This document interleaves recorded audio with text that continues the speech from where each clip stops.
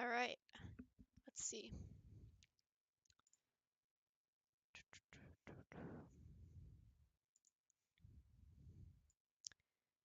I completely forgot what was happening before. Alright, okay, so President of Zhangfa was killed, and we're investigating that, and Lang seemed like something was up with him. I think we might have been trying to maybe accuse John, but we weren't sure. But anyway, we're watching court proceedings now, and I think this is the court proceedings for Patricia Rowland's case. And how that'll connect to everything, I'm not sure. Frolicking should be here in a bit. Let's see. Oh, we got Francisca versus Ray. Doing wonderful. I guess I can just voice everyone until friend joins in. Court is now in session. Is the defense ready? Of course, Your Honor. We can begin whenever you want. The prosecution has been ready from the start, Your Honor. Jill Crane, the attorney in charge of the defense, has passed on from this world. Furthermore, Sebastian DeBest, the prosecutor in charge, has disappeared. And so, Francisca and Mr. Shields have taken over their duties. Before we begin, I would like to apologize for the delay of today's trial. As the crime took place in the prison, a place where justice is normally administered, and the defendant was the warden of the prison, further exacerbating the situation, additional time was specially arranged to investigate and prepare for the trial. In addition, the defense attorney in charge of the case, Jill Crane, has recently passed away. Due to these circumstances, the trial was further delayed. Mr. Shields, Miss Von Karma, at this time I'd like to give you my gratitude. Let me unmute Discord. At this time, I'd like to give you my gratitude for taking up this responsibility on such short notice. I guess that's the last job Portney Pie's friend left behind us, huh? Well, Uncle Ray is more than happy to help out.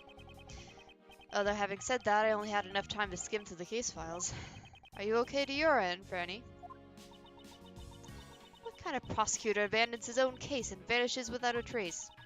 I won't allow any more delays in this trial while we wait for that foolish man to return. I have received the evidence just now. There should be no problem continuing the trial. You have my thanks.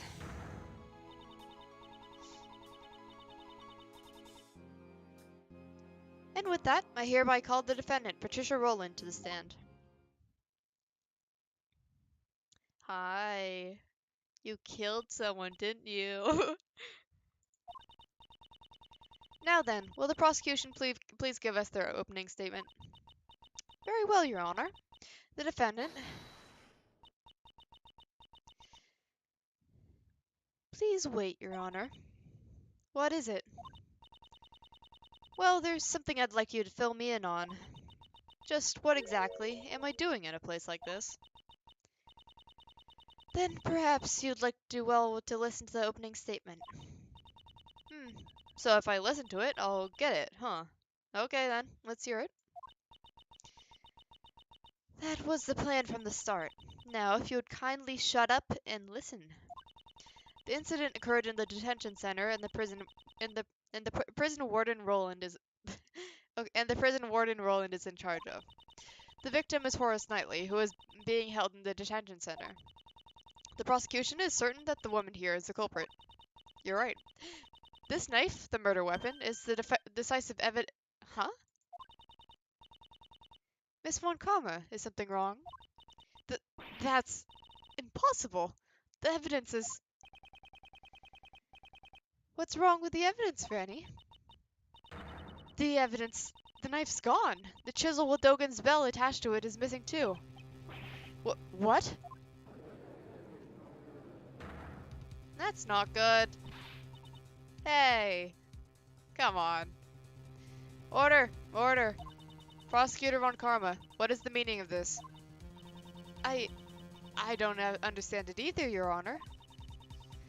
If there's no evidence, then I suppose there's not much reason for me to be here. Some prosecutor can't even hold on to one little piece of evidence.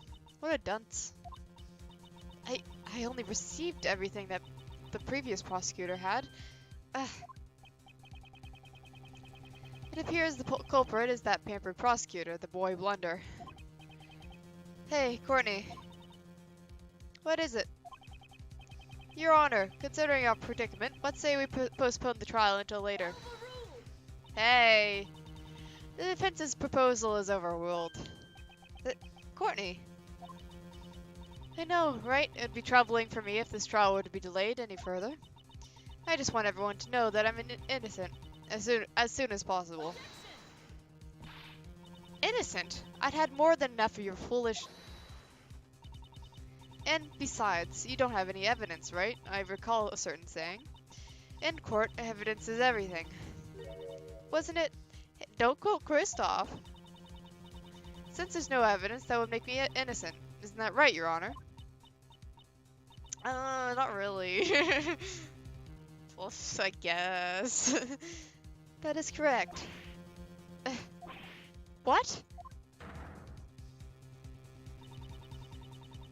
The prosecution has not produced sufficient evidence to prove the defendant guilty. As such, I hereby find the defendant, Patricia Rowland. Objection. Yeah. Hold your horses, Courtney. You can't just declare her innocent all of a sudden. There's something the matter for the defense to object to a not guilty verdict.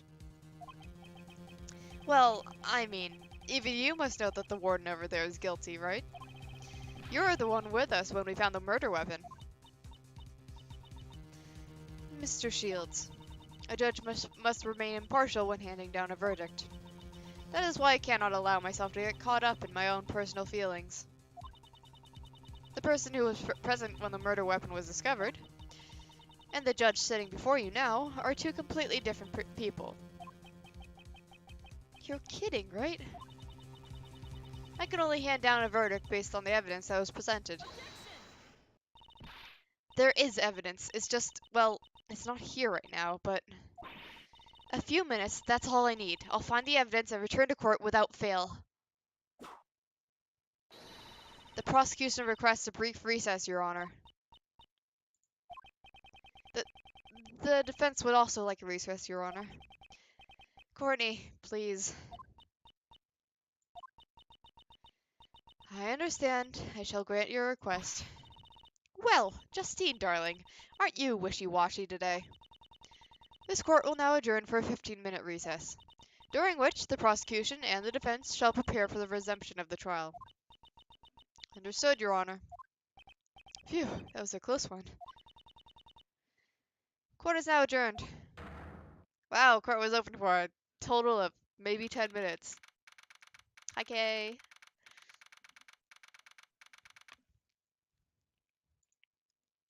Alright. Oh, hello, son. Let's see. Let me make sure... There we go. Didn't we find it together? The evidence! Yes, we certainly did.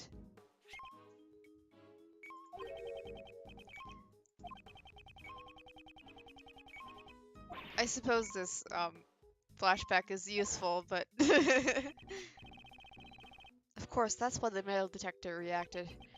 Judge Courtney, I'd like you to take a look at this. The chisel. Wasn't that just the fake murder weapon?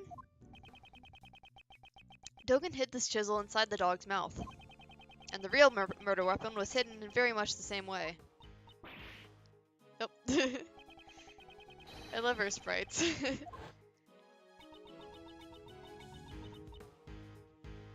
Let me put Discord on. Yeah. Okay. I wonder if it was stolen by someone. Who's this? Mr. Edgeworth. Who said that? Was it... Oh, okay. Miss Berry and Mr. Keys, did you come to attend the trial? I came here because I heard there's a really fun show around here. So, where is it? The trial for a case I got caught up in was supposed to have already started, but our practice ran a little late. I believe it was somewhere around here, wasn't it? Actually, two key pieces of evidence have gone missing. The chisel and the knife. The trial's in recess now, sort of like an intermission. You just missed it, Simon. What? What's that supposed to mean? Looks like Simon's gonna get arrested again. No! No, wait, no, I can't. I guess Simon is his usual noisy self. Huh? To think I would be humiliated like this. And here comes another noisy individual. Hi, Francisca. Yeah, I thought that was probably you.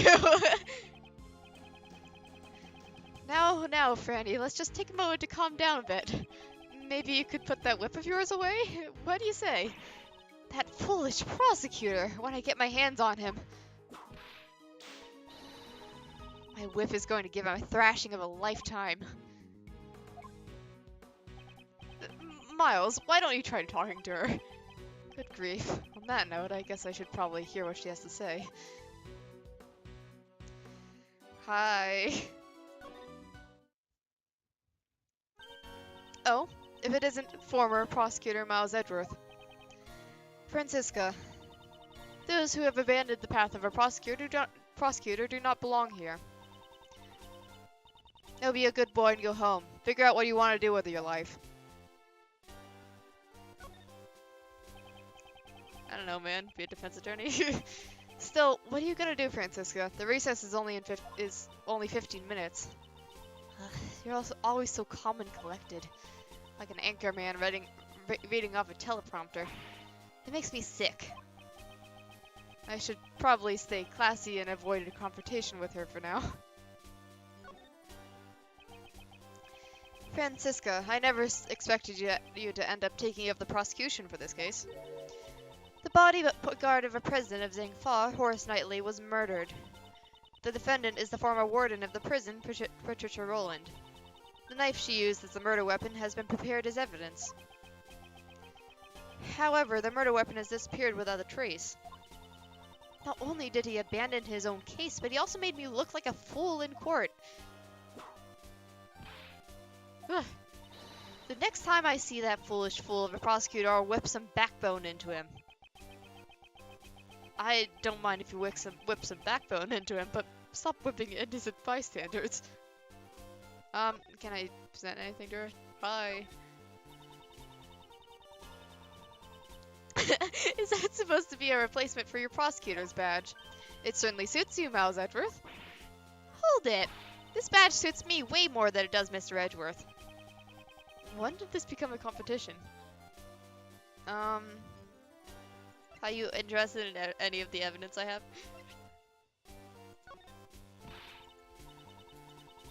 Miles Edgeworth, unlike you, I'm actually busy.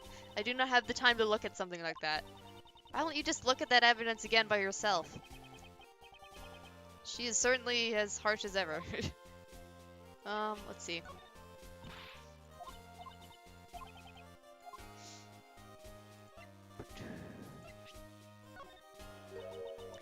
Okay, Faraday, have you had any more problems with your memory since your recovery?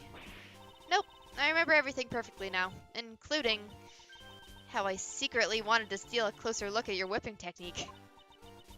Interesting. If you want to see it that badly, I'll show it to you. Why me? Ah, so close. I felt like I was almost about to see through it. One more time, Miss Von Comrie. Show it to me one more time. Pretty please. Very well, since you asked so politely. Could you two please stop this at once? Pretty please.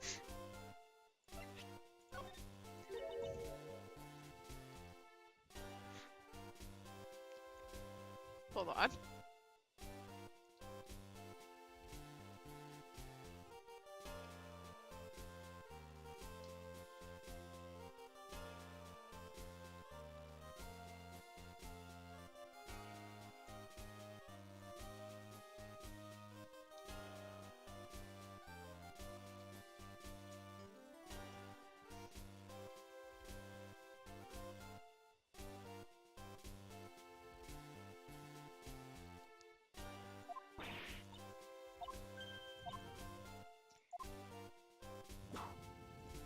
They're very funny.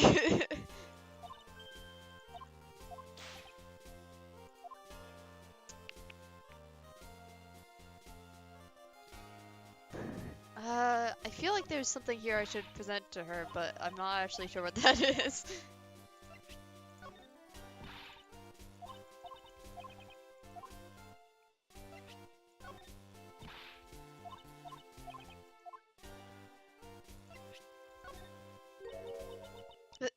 This is Zhang Fa's.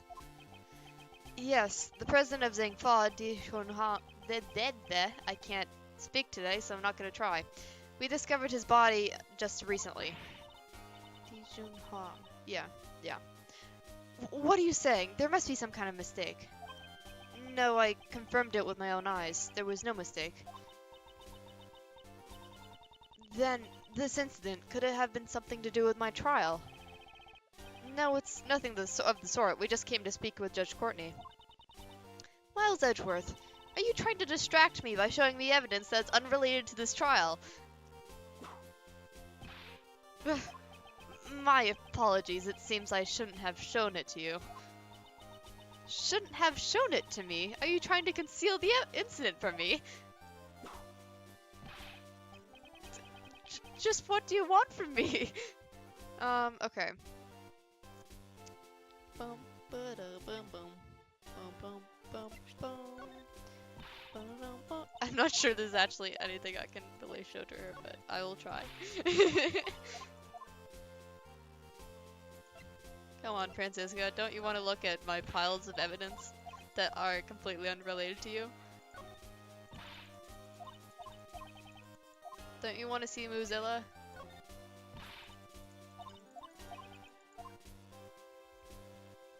Fine. Okay. I think that's basically everything. Hi, Ray.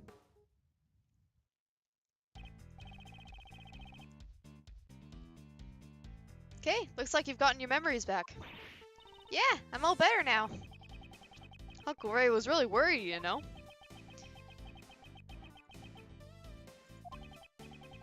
Well then, now that you're recovered, how about a hug? Nope. We need to focus on the trial right now. Yeah, things aren't looking good. At any rate, we'll have to search for the evidence. But we can't interrupt the trial. Uncle Ray's in a pickle. If only there was someone who could find the evidence for us. That look of expectation on your face says it all. Miles, you still don't have your prosecutor's badge, right? Do you finally feel like following in your father's footsteps? I simply left it in someone else's care. I wasn't stripped of my badge. Furthermore, right now I'm unable to follow in my father's footsteps. I see. Well, there's no need to rush your decision. Take all the time you need to determine the path you want to follow. In any case, the door is always open for you at Edgeworth Law Offices. Mr. Shields.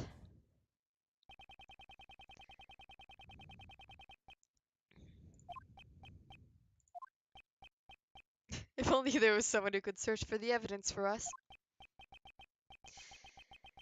Very well, I'll go look for them.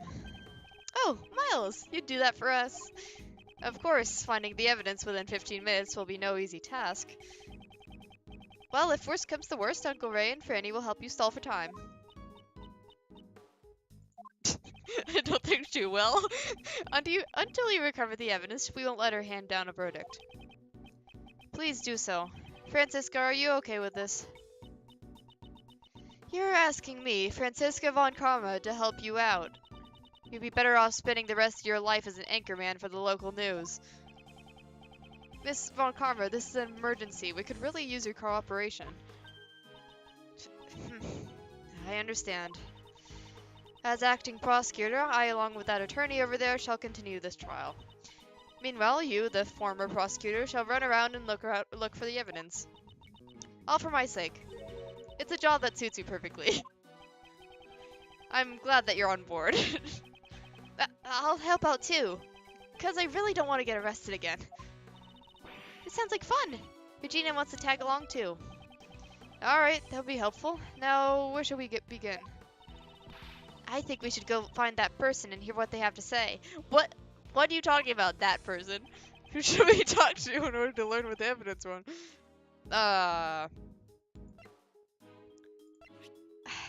Sebastian? Yes, the person in charge of the evidence was Sebastian the Best. Ah, you mean that rookie prosecutor, right? Got it. I'll leave him to you. That sounded like a gunshot! I thought Simon just shot him!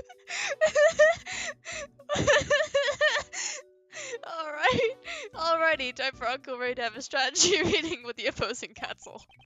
Just the two. Ugh! Miles Edgeworth, you better not keep me waiting, lest you end up like your friend here. Yes, I'll keep that in mind. Franny, wait for me! Now then, let's go help look for Sebastian as well. Francisco's gonna absolutely just, like, kill Ray in the time that we're gone. Judge Courtney. If it isn't Prosecutor Edgeworth, I hope that all is well. All is not well. Just what was going on in that trial earlier. Okay, there's no need for that. But even though Miss Courtney should know exactly who the Crowfoot is, what made you... In a court of law, the only thing that truly matters is evidence. You've said this like 20 times before, maybe? Whatever my own feelings may be, it should not affect the verdict. So, is this the judge persona of Justine Courtney we're seeing? Cold-blooded and heartless. It's fine if you think of me as such. Even as a judge, she's still this stubborn. Judge Courtney, there's just one thing I'd like to ask you. And what would that be? 2 nights ago, you went to the roof of the Grand Tower. The roof, you say? We met with the president there, correct? The 2 of you were caught on security camera. Is there some sort of problem with that? Today, the president's body was discovered very close to the Grand Tower. Oh. That's... You understand now, don't you? You're a suspect. What happened between you and the president up on the roof? Nothing. We merely spoke for a few minutes. Once our business was done, I headed straight home. I took the elevator back down alone. Indeed, that was shown on the security camera footage as well. What exactly did you and the president talk about? That I cannot say. I see. However, I cannot afford to let up just yet. Are we gonna logic test her? That being the case, I guess my only remaining option is to use that. She is definitely hiding something. And I'm going to draw it out of her. We are logic testing, Courtney! Woo! Drag you into the chess dimension.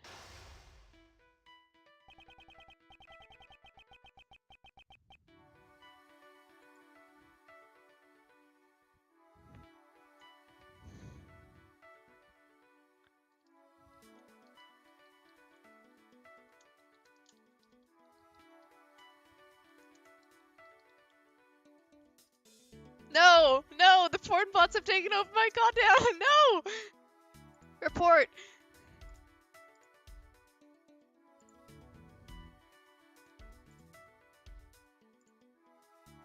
Report! Goddamn, why does this keep happening? YouTube. Report! It's always the same one, too. I think it's just like... Ugh. Disgusting. Hate it. Alright, anyway. 2 nights ago, Judge Courtney met with President Huang. Oh, she's got 4 chess pieces.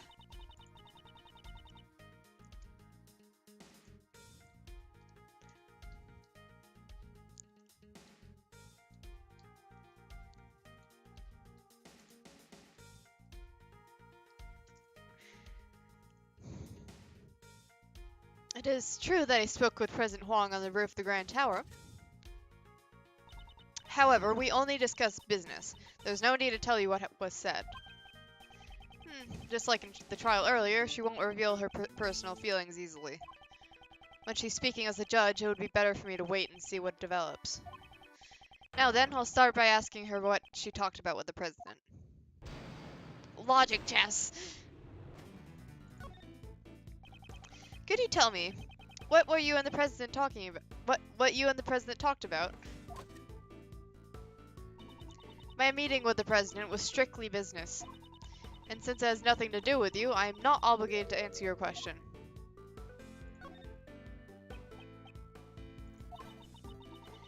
I appreciate your understanding. Even so, you certainly are a very busy person, aren't you? You're a member of the PIC and a judge as well. You even assist with the investigations. I am simply fulfilling the professional duties that have been assigned to me. Was your meeting with the president also one of the duties assigned to you as a judge? Yes, of course it was. I am one who lives for the law. I would never act outside my professional duties. Didn't you help me out this morning? This morning, whoops, you returned Kay's promise notebook to me. I don't believe that all of your actions are simply done for the sake of your duties. Ha. It's true. It seems I still retain some immature qualities. I wouldn't call it immature. It was your own personal kindness. Weren't you also distressed when you found out the president had passed away? Yes, it is very unfortunate. Why did he have to die? It seems he was crushed by the head of the monster called the Mighty Muzilla. That's a horrible way to die. Excuse me. You see Muzilla as... Is that true? You mean the president died at the temporary Muzilla film lot? Yes, that's right. I'm surprised that you know about Mozilla. Oh my god, the goddamn bots! Stop! Stop! This will make no sense during the actual posting or the recording, because I'm not sure if you can see the live chat of things that have been reported, but they keep invading me every few minutes. It sucks. I'm reporting all of them. Alright. Okay. Anyway. Yes, that's right. I'm surprised you know about Mozilla. Yes. I had heard about it from Sebastian. He told me that the movie was being filmed near the Grand Tower. She seems awfully shaken up about that, and I'm also curious about Sebastian, who went missing along with the evidence. She said she wouldn't talk about the president. However, I might be able to get her to reveal her secret through another line of questioning. She's flustered beyond normal. There must be some reason behind it. Francesca may have taken over the prosecution in Sebastian's place. However, as long as he still possesses some of the evidence, the trial cannot proceed. I intend to carry out a fair trial. If the prosecution is unable to present evidence, the defendant must be declared not guilty. I am a judge. I cannot allow my own personal feelings to get in the way. So, you're saying you're not the least bit worried about Sebastian's whereabouts? Of course I am. I am worried that about Sebastian as well, but... You're worried about Sebastian as well? Wouldn't that mean that there was someone else you're worried about?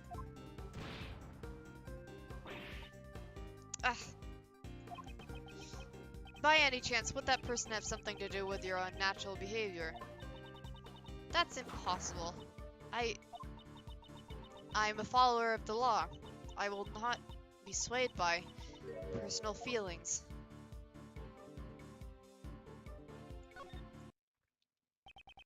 It may be true that those who stand in the court have a duty to follow the law. However, we're not superheroes. You and I are only human. It is impossible to completely ignore your own feelings and render an impartial judgment. It's as you say. As I am now, why can't I hand down an impartial verdict? Judge Courtney, why don't you tell me the truth? What am I supposed to do? For Judge Courtney to become this distraught, I should find out exactly who she is searching for. Up until now, she has been wearing the mask of a judge. This time, I should be able to draw out her true feelings. Let's see, Who are you searching for? Judge Courtney, tell me who you're searching for. My lips are sealed. That is not something I can talk about right now. I don't have enough clues to proceed with this line of questioning. Okay, find those right off the bat. Alright. Is the person you're searching for Sebastian, by any chance? When Sebastian learned of his father's true colors, he went into hiding of his own free will. I am worried about him, but this may be a trial he needs to overcome on his own.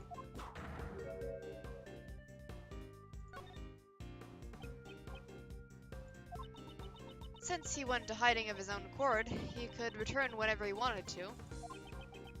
Could it be the person you're searching for is unable to return under their own power? In regards to that, my lips are sealed. I'm unable to talk about it right now. When I think about what might happen to that child if I talked...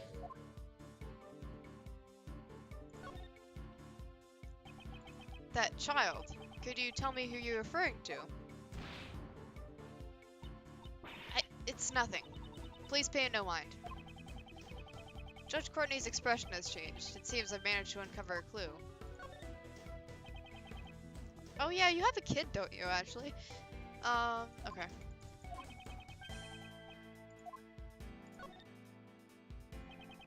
Could it be you're searching for that child that has gone missing?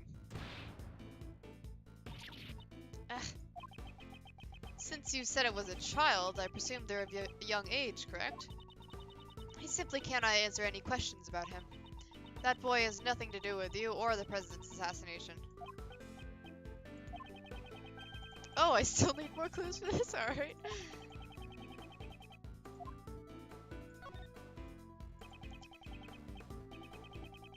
Are you searching for the mighty Mozilla? I don't have the time to play along with your jokes right now. It's not a joke. Just a moment ago, you were surprised to learn that the president had been crushed by Mozilla, correct? I was simply surprised that by the president's cause of death. Yeah, that would be, yeah. I think he passed away at the temporary film lot of all places.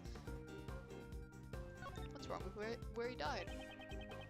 From the way you're talking, it seems you have a problem with where he died. That's not true. It's just... For the president to have passed away at a film lot, a place where dreams are made, I just thought it would be better if the movie's cast and crew remained unaware of the truth. I'm very sorry to say this. However, the movie's cast and crew are already aware of the president's death. I encountered a female staff member and John Marsh at the crime scene. No.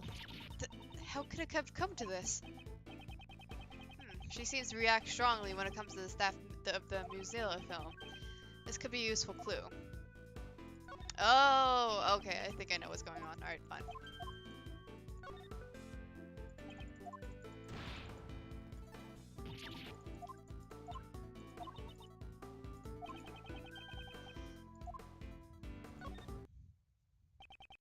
Earlier, when Mozilla was brought up, it seemed to be a sensitive topic for you.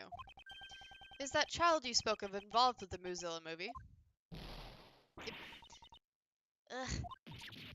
How? How do you know that? You're usually so calm, you seem rather distraught right now. Please, tell me, who is that child? I understand. If you've come to know this much, I shall prepare myself for the worst. The child I'm searching for is a boy by the name of John Marsh. John? Why do you want to know about his whereabouts? Well, that much I simply cannot say. Judge Courtney, didn't you say you were prepared for the worst?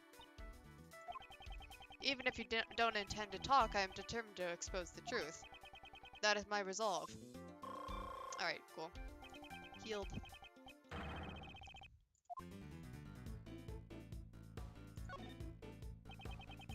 Are you acquainted with John by any chance? He is a famous movie star. I doubt there is anyone who doesn't know who he is. I actually hadn't heard of him until I met with him today. That just proves you have much to learn. Allow me to give you a lesson. I know everything about him.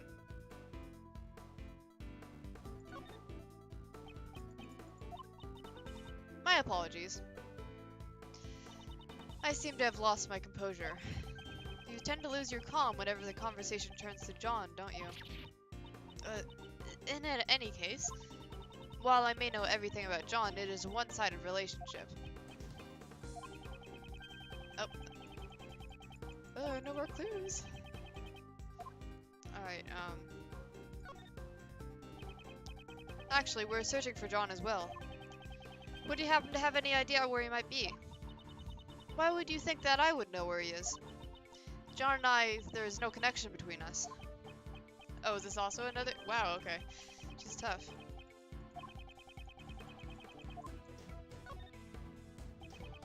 Could it be that you're a fan of John Marsh? Yes, yes.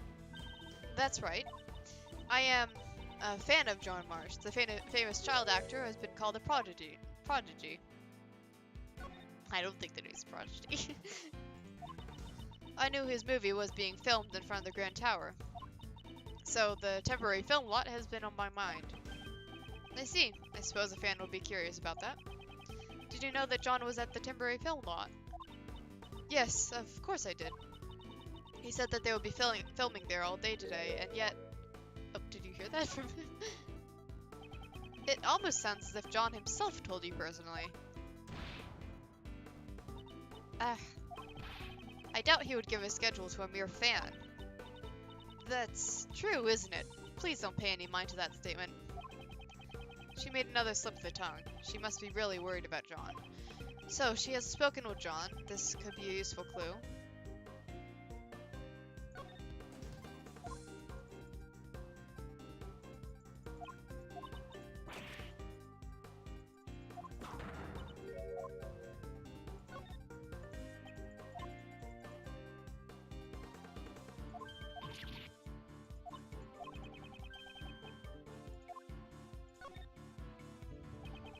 I understand you're worried about him, but aren't you a bit too flustered? You told me earlier that you had spoken with John. Doesn't that prove that you are indeed acquainted with him? How could I have committed such an indiscretion? It appears that John and Judge Courtney are acquaintances. This could be a vital clue.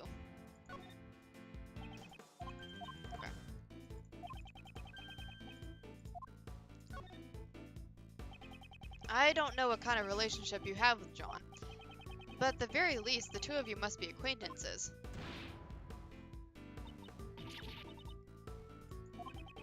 Judge Courtney, won't you allow us to help you in your search for him? Help? No, that won't be allowed. Who won't allow it? The so-called goddess of law? The person who knows where that child is.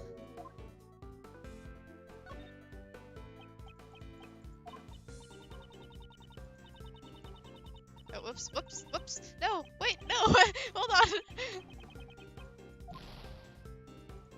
Oh.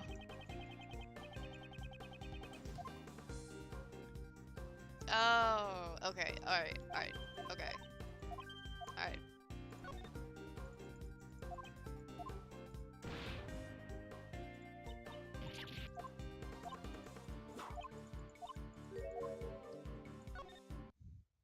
Oh, was he kidnapped? That's not good. I see. Finally, I've connected all the pieces of the puzzle. The reason why you cannot easily talk about John, it was because someone kidnapped him, isn't that right?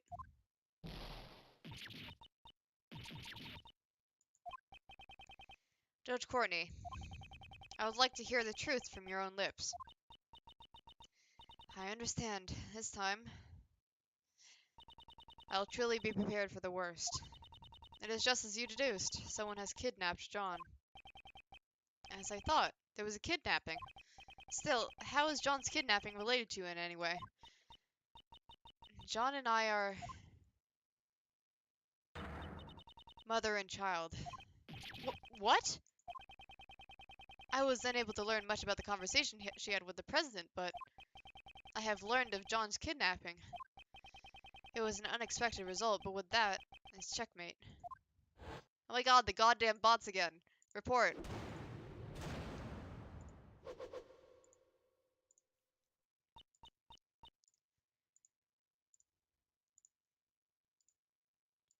Okay. What? John is Miss Courtney's son? No way. I mean, he's already so big for him to be here. Yes, John is indeed my son. Please look at this.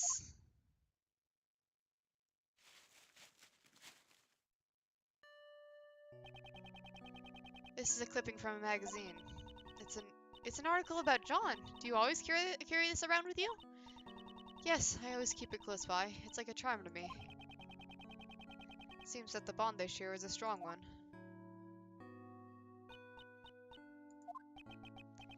However, are you absolutely certain he's been kidnapped? Yes, I received a call from the kidnapper just before the trial started. What was their What were their demands? They had only one demand, a not guilty verdict for Patricia Rowland. Oh. Oh, okay. I see, so that's what happened.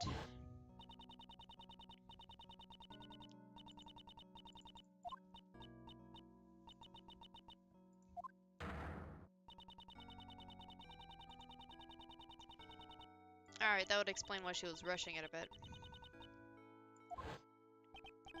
So, that's why you're going to deliver a not guilty verdict earlier. I am not qualified to be a judge. A judge must be able to remain impartial and composed above all else. And yet, despite this, in the trial just now, I was about to hand down a verdict that led solely by my heart. Judge Courtney, the goddess of law must be furious with me, but I simply couldn't do it. I couldn't hand down a fair verdict, if it meant I had to sacrifice my own son. I mean, I don't know, that's understandable. Of course you can't! Okay. A real parent would never abandon their own child. If that makes the goddess of law angry, then maybe the goddess is the one who's wrong. The goddess is guilty. Guilty! Isn't that right, Mr. Edgeworth? Indeed, to declare a goddess guilty. We're responsible for upholding the law, but at the same time, we're only human. Nobody would hand down a verdict that would sacrifice their own child. Thank you very much, Miss Faraday, Prosecutor Edgeworth. However, I cannot simply run away from the courtroom. Hi, bailiff. Judge Courtney, so this is where you've been. It appears it's time. Oh yeah, have we just been talking to Courtney this entire time instead of like actually gathering the evidence we need? Miss Courtney. My father, he was a prosecutor. Your father? Yes, he stood in court just like you.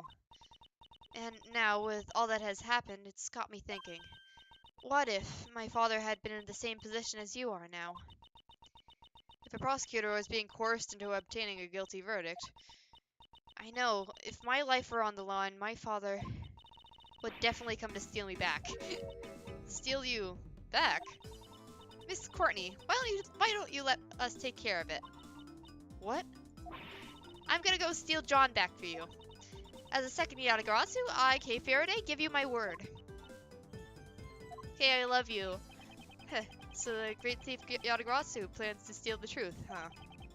What say you, Judge Courtney? Will you place your trust in our young great thief? Prosecutor Edgeworth. If it's alright with you, I wish to help as well. Thank you very much. I know that it's really not my place to ask this of you. But please, do whatever you can. Please save John. You got it. Just leave everything to us. Allow me to leave the cell phone with you. You may get a call from the kidnapper at some point. You have my word. I'll ensure the safe return of your phone, along with your son. And I will do everything in my power to prolong the trial. But even then, at most the trial can only last for about 2 more hours. 2 hours, huh? So until 2 p.m. That's our time frame. I must return to court. Miss Faraday, Prosecutor Edgeworth, I shall leave the rest to you. I don't know, I think I like her now. I think she's great. Okay, I thought you were taking a break from being a great thief. As of right now, the great thief Yadgaratsu is back in business. Alright, time to put on the gloves and hit the pavement. It's my first request, after all. Is that so? In that case, we'd better begin our investigation post-haste. If we hope to track down John...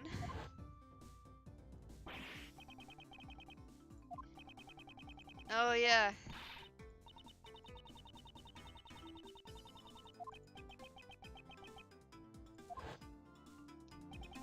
We should probably begin our investigation from the front of the Grand Tower. Hey, hold it, Mr. Edgeworth. You're not the one in charge anymore. From here on out, this is a job for the Great Thief, which means I'm the leader now. If that's the case, then what am I supposed to do? Mr. Edgeworth, you get to be the first ever Great Thief's assistant. So, I'm a thief's assistant now. Alright, let's get going. The Great Thief Yadagarasu takes flight once again.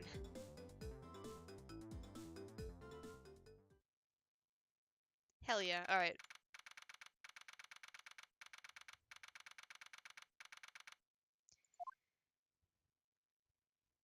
Let's go commit crimes. Here we are, the scene of the crime. Let's get to work. Now, say it with me, Mr. Edgeworth. Say what? Oh my god. Even in the depths of the night. Oh, come on! To say the rest with me. And just, why should I do that? Because the Great Thief Yadgarasu has arrived on the scene. We don't see the introduction, it just doesn't feel right. I have no intention of becoming a thief. Ah, fine then, I'll do it by myself. Even in the depths of the night, when no other bird dares to take flight. One alone soars to shine the light of righteousness on the world's blight. And that one is me, for I am the Great Thief Yadagarasu. Yes, Kay, I know you are. I, on the other hand, am starting the investigation. You're no fun. We don't have time for fun. We only have until 2 o'clock. We need to begin making inquiries immediately. Good thing we have a photo, so we can go right ahead and start asking around. Alright.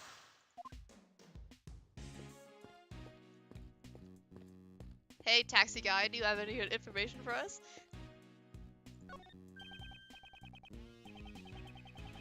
Hey buddy, what's wrong? Your face looks so serious.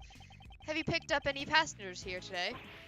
Oh, I sure did, but it was only one group. What did they look like? It was a pair of men. They were both wearing black. Did you happen to see a small boy with them? Here's a picture of him. Nope, it was just the two guys. I understand. Thank you for your cooperation. I was hoping he would have some more information for us, but I guess not. It's going on a logic though, which is a bit suspicious.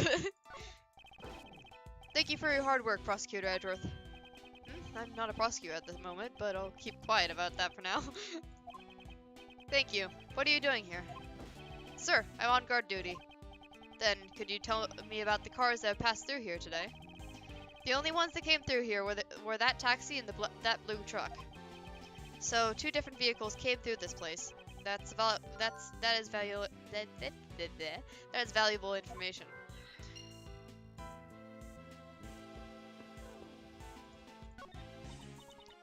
Hey, John! Guess he's not here. His basket looks pretty suspicious to me, but it certainly does. Huh? What's wrong, Mr. Edgeworth? Why are you touching the truck? The truck's body is cold to the touch. It seems to have been parked here for some time. You could figure all that out, but just by touching it. Considering the length of time it's been parked here, the driver must not be nearby. I suppose we won't be able to ask them any questions until they return. I don't know. Seems pretty suspicious. Anything around here?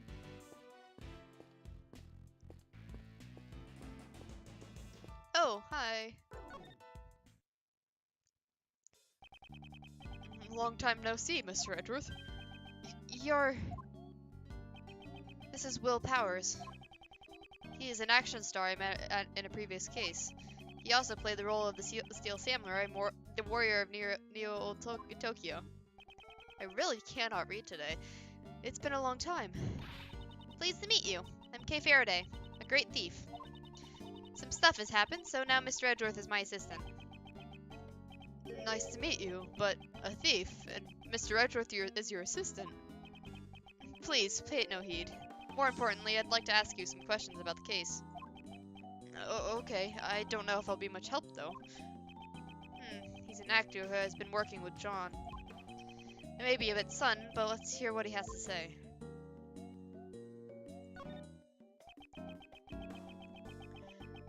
I had heard that you're handling the investigation for this case, but... well, I'm not the prosecutor in charge, though. But if you're the assistant, then does that mean that Kay is in charge? No, this is just a simple You've got a good eye on you. You're completely right. She jumped at the chance. Since I'm in charge here, I'd like you to answer a few questions post-haste, and please be frank. Did anything happen to catch your eye? Ergo, didn't you notice anything? Who is she trying to imitate? Be frank, huh? Well, I feel sorry for the victim, but I can't help but worry about what will happen with the filming from now on. No, that's only natural. Still, I would think that filming would be difficult now. I knew it. This is bad. We can only use this location for a little while longer, too. Is the filming almost complete, then? No, but construction will begin here soon, so we won't be able to film here anymore. We're only using this vacant lot until construction begins. So, the rest of the movie will be filmed at Global Studios. Things aren't looking good. There's even some people spreading bad rumors. Bad rumors? Lately, a journalist has been coming by repeatedly saying, this film lot's had a real monster, I reckon. There ain't no use having it. And stuff like that. I have a feeling I know who you're talking about. Lotta. Yes, it was that photographer from before. You're not actually hiding a real monster, are you? Oh, of course not. If there really was one, I'd be out of a job. It seems they're putting a lot of work into this movie. That's because this is our first attempt at making a sequel to an old classic. Global Studios is pouring their heart and soul into this one. I wish they'd put that much effort into making a new Steel Samurai series. What role are you playing this time, Mr. Powers? I'm playing the mighty Muzilla. Wow, you're the main character. Well, much obliged. I'm wearing a full-body costume again, so my face won't be seen at this time either. I see. That costume sure is cool, though. I want to try wearing it too. I know. How about next time you let me get in the costume? Maybe just the horn part. That's not really possible. You can't get inside the horns. Well, I guess that makes sense. I'm not in the Screen Actors Guild after all. I don't think that's what he means. I would like to ask you some questions about John. About John? Ah, I heard about it from the girl on the staff. How he suddenly vanished from right in front of you guys. That's just like him.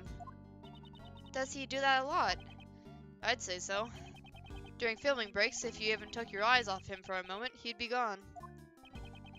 Do you have any idea as to where he might have gone? I don't know, but I ran into him as he was leaving the film lot.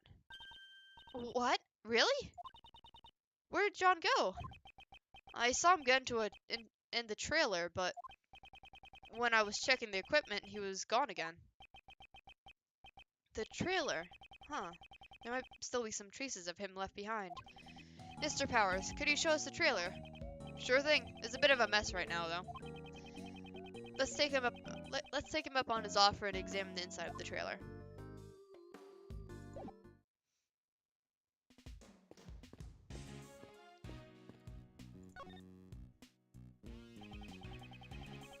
Pieces of film equipment have been placed here. Are you filming today?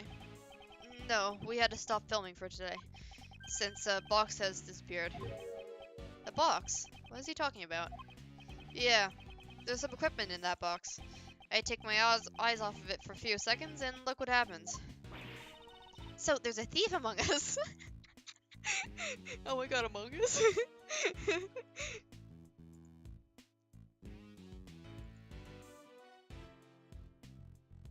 Hold on.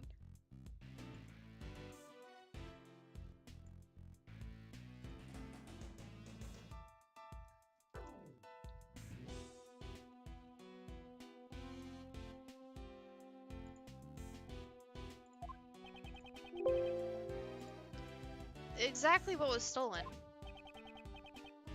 Nothing much, actually. Just the box is missing.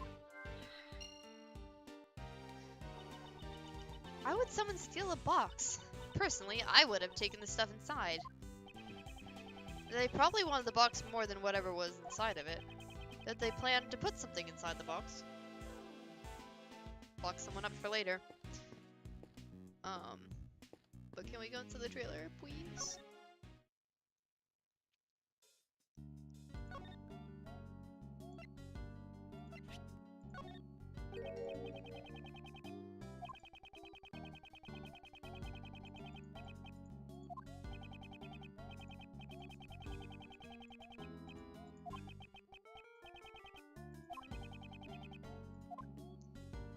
Okay.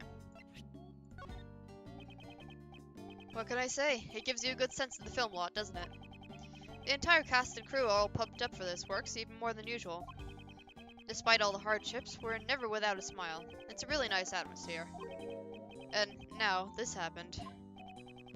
Although there is nothing I can do about the interruption of the filming. If I solve this case, they might be able to resume filming. In that case, there's only one thing for us to do. Alright.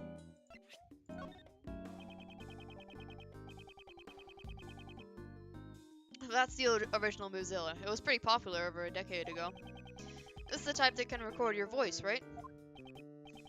Yes, we were saved not too long ago, thanks to its recording function. But this doll only has one horn on it. What do you mean? There should be a total of 2 horns attached, one on each side. But if it's from over 10 years ago, I guess it's not surprising that it's missing a horn. Is that so? I thought the doll had a nice design even with the missing horn. But you're always so nitpicky when it comes to the design of the Steel Samurai. She doesn't understand at all. That hero is special.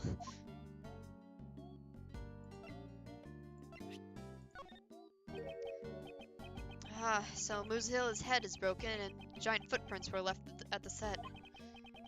Actually, quite a lot of money was spent on production costs. You could say that the fate of Global Studios rests entirely on this film's success. That's not good. I'm sorry for talking about such things when someone has just died. No, there's no need to worry. It's an undeniable fact that the film lot has been severely damaged. Global Studios also makes the Steel Samurai, right? Mr. Edgeworth, this is bad. If we don't resolve this case quickly, the Steel Samurai might also be gone for good. I never thought I'd be under so much pressure.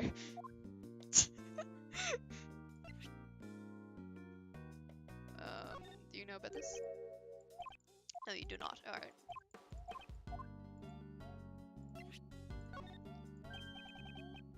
That flyer. I thought about giving one to you, but it seems you already have one. Yes, however, a fictitious monster battling against the fake Gordy is... How should I put it? It's a little far-fetched. Actually, I think so too. But in the beginning, we tried to find the real Gordy from Gourd Lake. There are plans to use footage of the real monster in the film. It seems the problems with this movie stem from before they even started filming.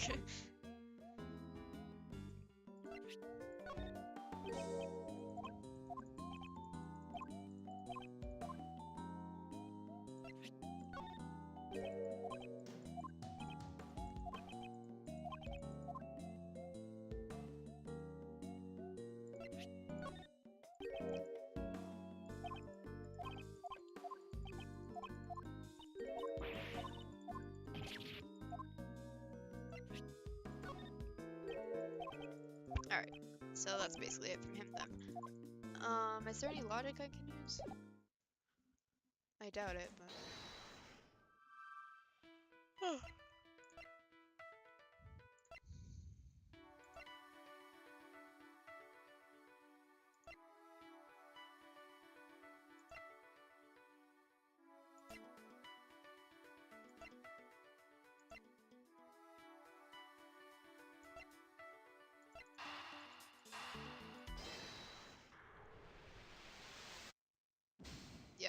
spot. Alright. Yeah, I don't think I have anything that connects right now.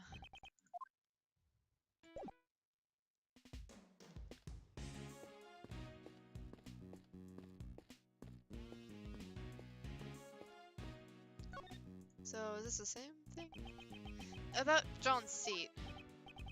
It's over there, where that backpack is sitting. Something is sticking out of the bag. This is a tape? Huh? It's a tape for filming. Why does John have one? Did he film something? This might be a clue. Is there any way to check its contents? We have a monitor to look over the footage that was filmed. We can use that. Now then, let's see what's on the tape.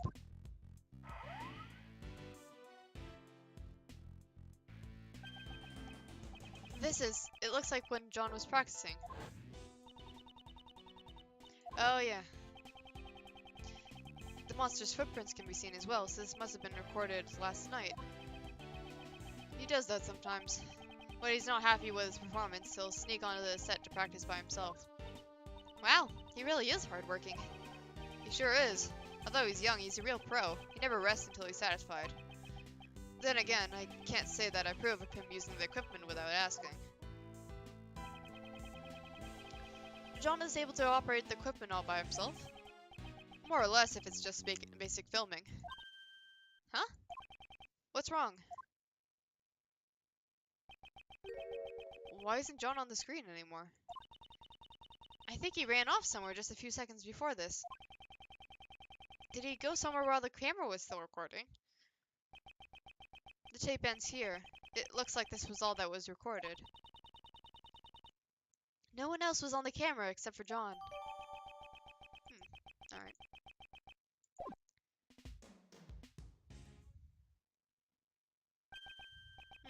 It's already 12:30.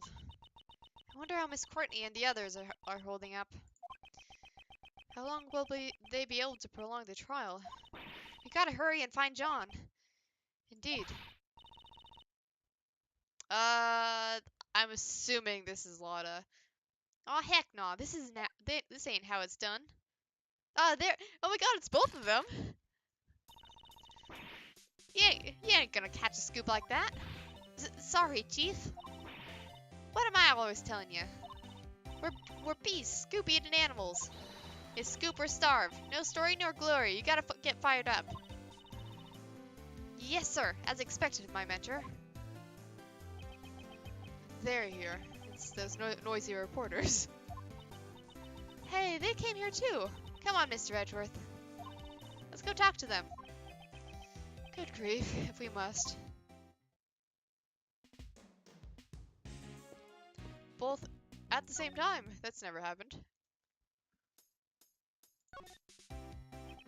Did Miss Swift call you her mentor just now? She sure did. Nicole is my #1 pupil. She says she fell in love with the photos from our scoops. Even if our jobs are different, our passion for scoops is the same, let me tell you. Ever since then, she's been all cute-like, calling me stuff like Master and Chief. So she fell in love with Miss Hart's photos. I guess you could say, like teacher, like student. She's still got a ways to go in gathering information, but her passion's a match for mine. Seems like she was trying to catch the scoop about Muzilla's appearance. She's been circling around these parts all day long. Circling around this area? Maybe she witnessed the kidnapping.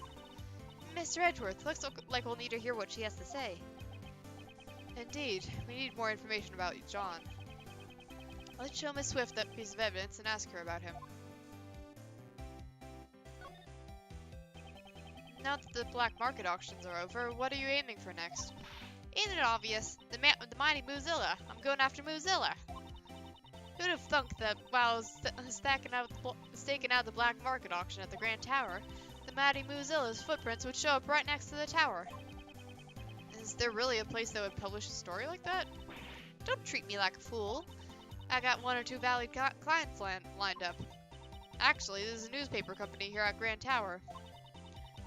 Me and Nicole go there all the time. Well, we always get turned away at the door, but still. I wouldn't exactly call that a valued client. Okay, so...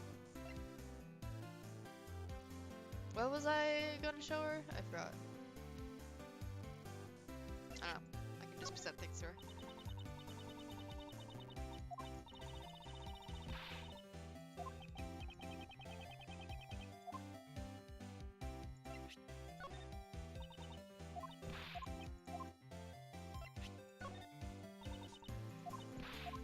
Yeah, I'll just present things to her until I get the right thing. Shucks, I might be a heck of a social photographer. But after spending all that time hunkered down beyond that statue, my back is killing me. Now that you mention it, you said you saw Muzilla from behind the statue, correct? I sure did. If and when Muzilla's existence comes to light, think the huge impact he'll have in society.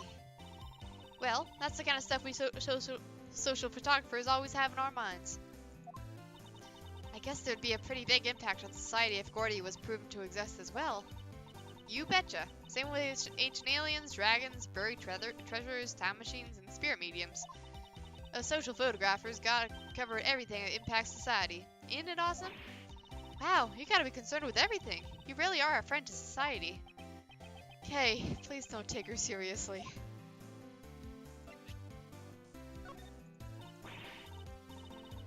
Hey, heinous prosecutor, I'm telling you now, the mighty Muzilla is mine.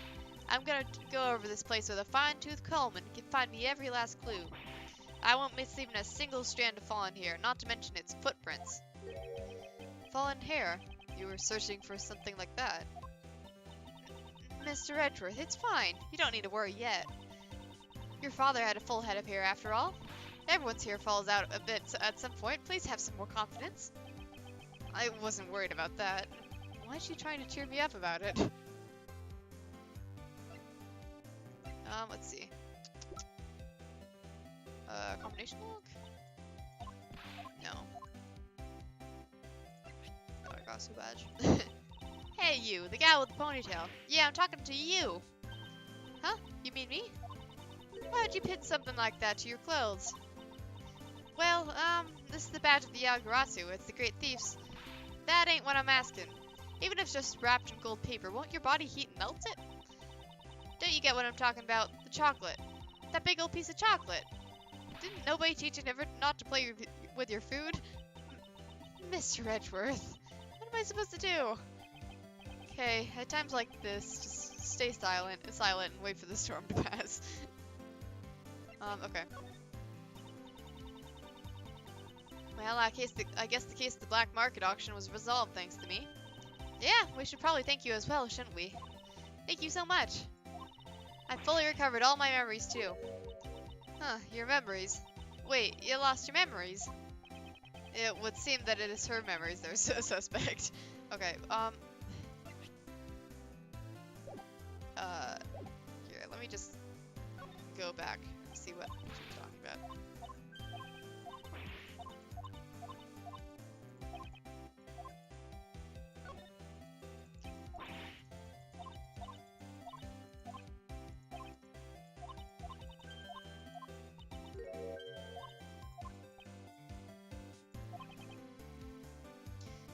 Oh, okay, so, yeah, we're not talking to her anymore. Fair enough. Miss Swift is better anyway. If it ain't Mr. Edgeworth, so we meet again. Miss Swift, why are you here? You're set up as a suspect for the murder. Still, your involvement with the fake assassination plan remains a fact. You will have to submit to police questioning later. You should know that there's still a possibility you may be charged with some crime. For some reason, my questioning was stopped all of a sudden. After a while, they just let me out and told me I could go home scot-free. It must be some kind of message saying I need to keep on doing my best out there, I reckon. Well, they did give me a pretty stern warning not to reveal anything about the case. In the official statement released to the public about the assassination attempt, Miss Swift was not involved. That must have been the reason why they let her go. But Mr. Edgeworth, attempting to silence Nicole like this, it's like trying to plug a leaky dam with your bare hands. She was quick to say something so harsh. I quickly put together the full details of everything I knew about the case, sprinkled in some of my own dramatizations, and brought the article into a publisher. But for some reason I haven't gotten any replies yet. Or are they pressured to keep quiet, or were her dramatization simply too much? Both are probable, so I'm not sure which is true. What information were you trying to collect here at the Grand Tower? Mr. Edgeworth, you still don't get it, do ya? If you want to ask a reporter a question, you gotta give her something first. Do you mean information that can be used in an article? Bingo! Give me some info that'll make a good article. If you ain't got something like that, I guess we won't be talking. I also need some information about John. Let's show her that piece of evidence and try asking her about him. I guess they're talking about this?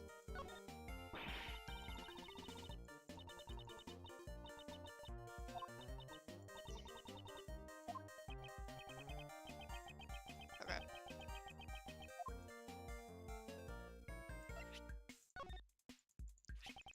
Miss Swift, I'm sorry, but about this photo. You ain't gotta say it. I know exactly what's going on. What do you mean? You're searching for a mate, yeah. That boy. What? Things are still pretty tough for you, I see.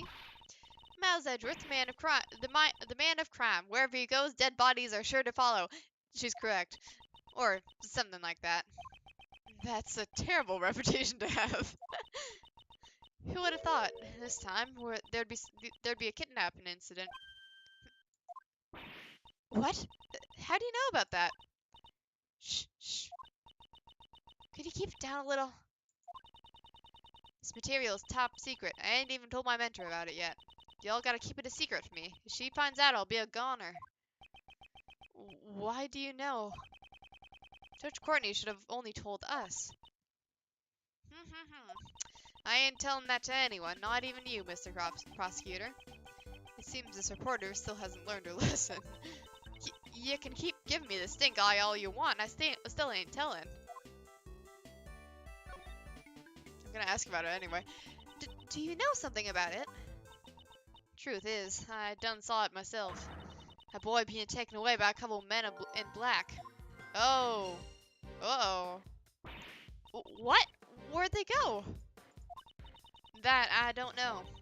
They were too far away, and I lost sight of him. Darn it. But at least we know what the criminals look like. Yes, a pair of men in black. Uh-oh. So I guess those were the people who took him away, even though they said they weren't.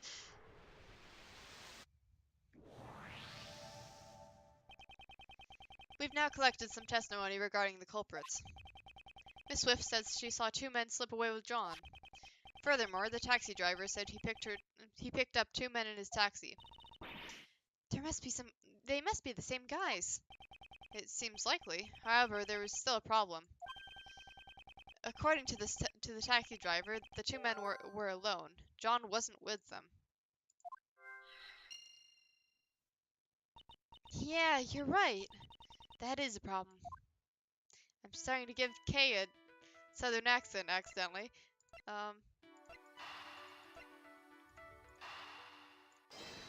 Oh, wait. Never mind. Not this. I don't think.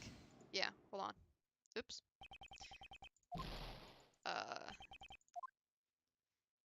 This then. Yeah. What if the kidnappers stole the box? Ah, you mean they... Exactly. They took it in order to carry John inside of it. John's a tiny kid after all. Then the reason the taxi driver didn't see John was because it's likely he was put in the trunk as the kidnapper's luggage. But why did they need to go through all the trouble of hiding him? At first, the kidnappers must have attempted to abduct him without being seen. However, they didn't anticipate all the policemen in the plaza. Ah, I see. If they tried to just walk away with him, they would have been spotted. Just the mere presence of policemen would have been a sizable threat. I get it. In that case, we've got to ask the taxi driver. Did the two men you told us about earlier have any luggage with them? Yeah, they stuffed a huge box into the trunk. Then that's that! Those guys must be the kidnappers! Do you remember where you took those men? Sounds to me like something serious has gone down here. If you'd like, I could take you to the same place I took them. Let's do it, Mr. Edgeworth. Yes, thank you for your help. No problemo. Just leave it to me.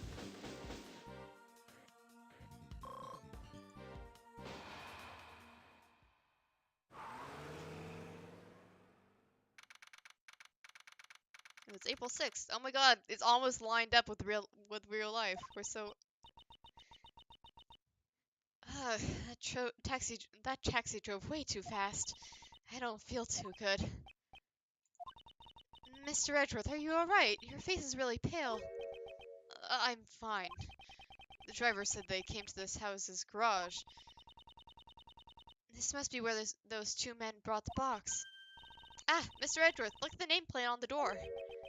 Nameplate? What? Blaze the Best? So this is the chairman's house. Does that mean that the one who kidnapped John was Blaze the Best? Blaze should have already been arrested, though. Ah, the garage door is unlocked. You really do have a good eye for this sort of thing.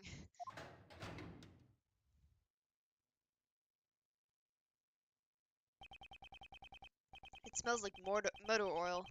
Maintaining that motorcycle must be Blaze's hobby. Excuse me, we're coming in. Anybody home? Doing something like this, it's as if we're a couple of petty thieves. Shh, be quiet. Right now, we're great thieves. Have some self-awareness. She scolded me. Nobody's here. For now, it looks like we can get through this without being arrested. This isn't the time to be relieved. Now the real deal begins. Let's go looking for treasure.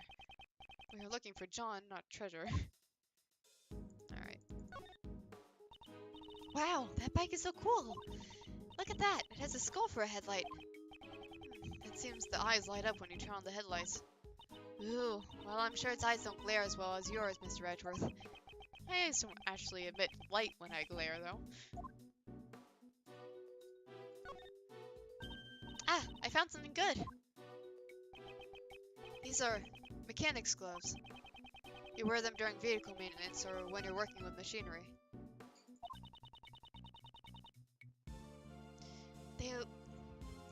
They look really stained with motor oil.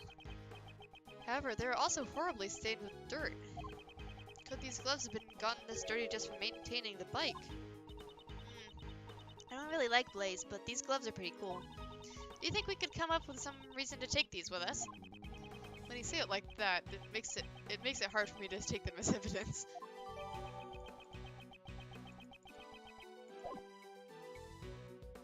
Okay. Mr. Edgeworth, there are huge bags of flour here. If I had some water and a rolling pin, I could make some noodles by hand. I'd slightly undercook them, so they'd have a nice, firm, al dente texture. Okay, those are bags of cement mix, not flour. And when mixed with water, it'll harden. It's not something you'd want to sink your teeth into. Ah, I guess cement noodles shouldn't be cooked al dente. No, they shouldn't even be cooked in the first place. There are large tools hanging up on the wall, such as a sledgehammer and a shovel. It's a lot bigger than the gavel Miss Corny carries around. If I ever become a judge, I'd want my gavel to be this big. Swinging such a huge gavel in court would be intolerable. Please don't. Aw, then I'll just swing the shovel that's beneath it instead. That has no business being swung in court or elsewhere. Please don't.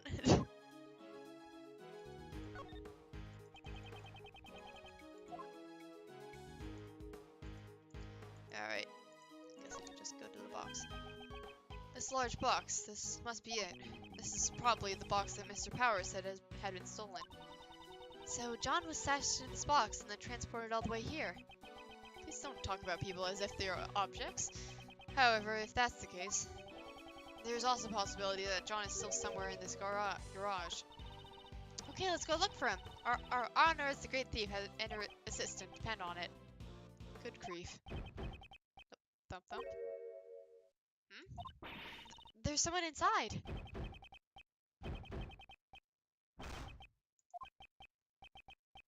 Is it John? John, we're coming to save you. Eh? This is... Oh no! You're... Sebastian! What? Why? This is Blaze's house, right? That would mean... Yes, it should also be Sebastian's house. So then, why is he... Kay, go help him out. If it has to do with ropes, just leave it to Kay. Here I go. Little pull over here and a quick tug over here. Are you alright, Sebastian? He looks a little worse for wear. Why are you tied up in a place like this? How should I know? You guys don't know anything about me. It's because we don't know. That's why we're asking you. He's completely shut off his heart. Indeed, if it's come to this. I suppose I have no choice but to use that. Ah, you mean... I hate to do this when he's in such a fragile state. It's like kicking a man who's down. Will it be alright? His mind might break if you corner him too much, you know? Yes, I'm aware of that. I'll try to be careful. Good grief. I wonder how this will turn out. I've never held back against anyone before.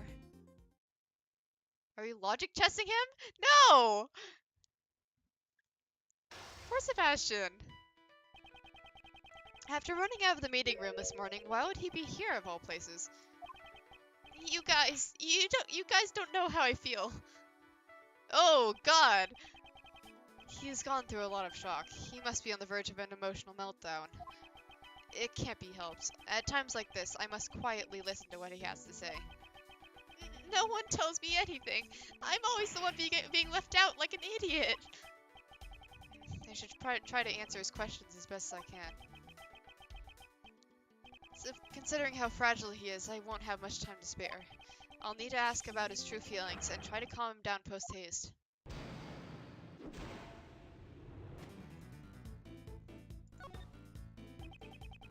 Could you please tell me what's on your mind?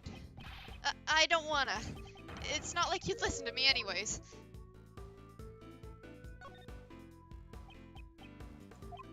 What's wrong? Normally you'd be shouting objection right about now.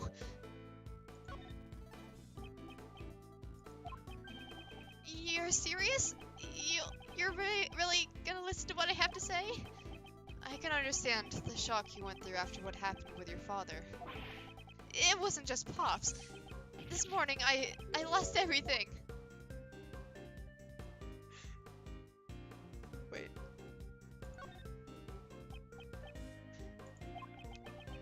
Everything I have was given to me by Pops. Tell me, Mr. Edgeworth, just what am I supposed to believe in?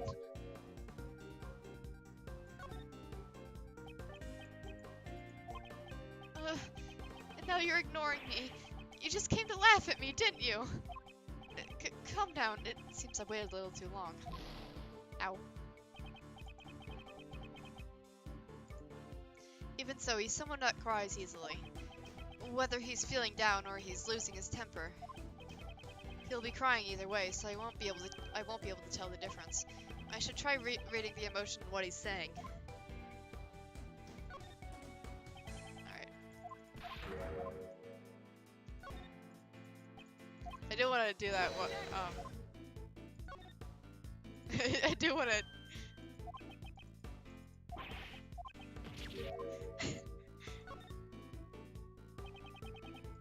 Ah, damn it. Okay, so it doesn't actually do anything. Okay.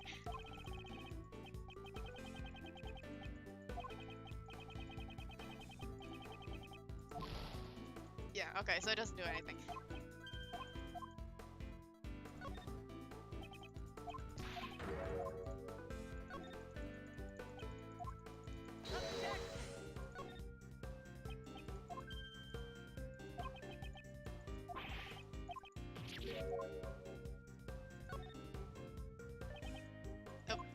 I keep doing it too early. Alright. Let's keep going.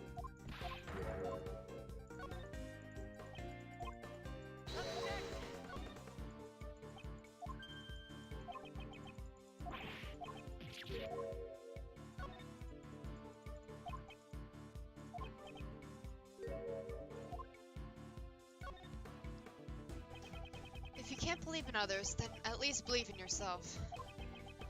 You'll need to gain experience on your own, but if you require wisdom, I can lend you a hand. Ever since I got locked up, I've been thinking, am I too inculpable to be a prosecutor? Capable? Which one was it?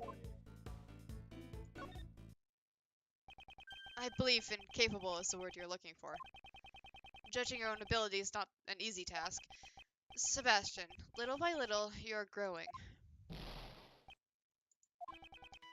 Sebastian, would you tell me your side of the story? I understand. What should I talk about? He seems to have calmed down slightly. I'd like you to tell me everything you know about the kidnappers.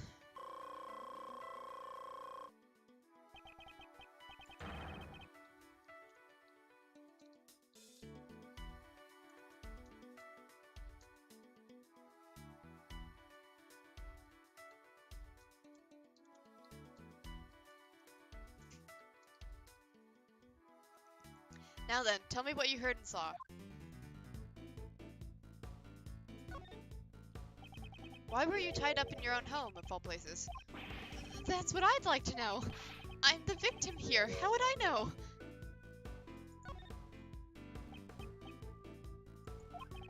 I was really scared being locked up alone, you know. Did your abductors happen to say anything to you? I don't really get it, but one of them said, "Don't blame us, blame the owner of this house."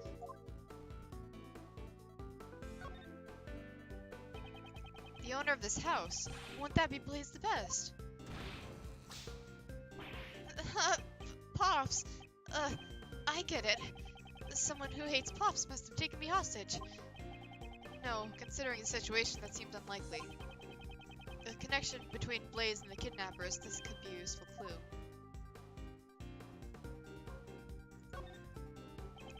Do you have any idea who the kidnapper could be?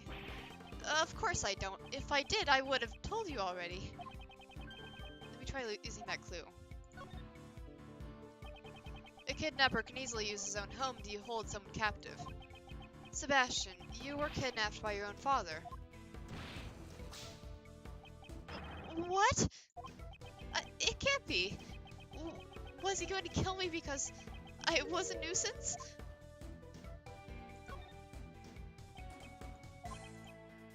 Ah.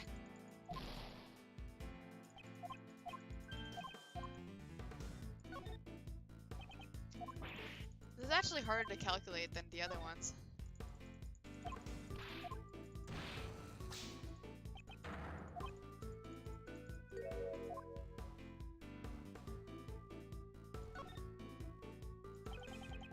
Would there be any reason for him to take your life?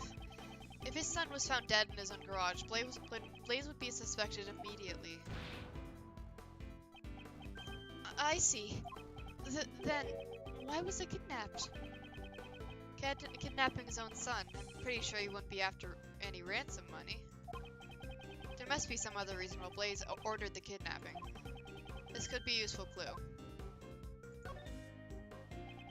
Do you know what the kidnapper's objective was? What are you saying? What else would a kidnapper want besides ransom? Let me try using that clue. Kidnapping his own son in order to demand a ransom wouldn't make much sense. Yeah, you're right. Did you notice anything strange when you got kidnapped? As soon as I answered their question, they just took me away. They asked you a question. Tell me what they asked you. Don't glare at me like that. I think they asked me, do you know Courtney? I see. The pieces of the puzzle are starting to fall into place. Blaze and the kidnappers did not intend to kidnap you. Their objective was John Marsh. They're planning to kidnap Judge Courtney's son, in order to have Patricia Rowland declared not guilty. Justine has a son? And Warden Rowland gets declared not guilty? I suspect the kidnappers mistook you for John Marsh. But all this was just a mistake? Wait, maybe that's why back then. Did you just remember something? No, it's nothing. I'm useless anyways. Just leave me alone already. This is bad. He might be at his emotional limit. I must get him to tell me what he remembered and try to calm him down as well. Based on how distressed Sebastian looks right now, it must have been quite traumatic. I'll need to help him get back on his feet. What did you remember just now? I didn't remember anything. About that guy. Would that guy happen to be Blaze? Darn it. So this is the difference between me and someone who's earned his prosecutor's title. I've been wanting to ask you, why did you become a prosecutor? What does it matter? I'm not fit to be a prosecutor anyways. Say something. You must have some reason for choosing this path, right? No, it's not like that. It wasn't anything special. I became a prosecutor for a really insignificant reason. It was just a personal reason. Just like you, I too became a prosecutor for a personal reason. Huh? Is that true?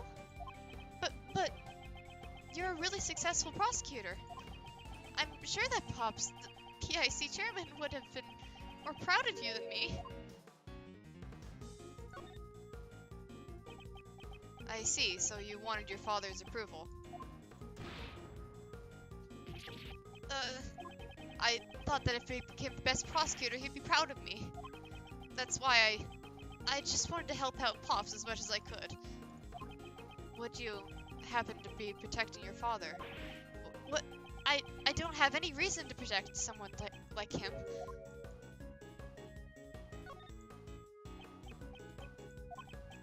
Ah, no! I messed up again. God damn it.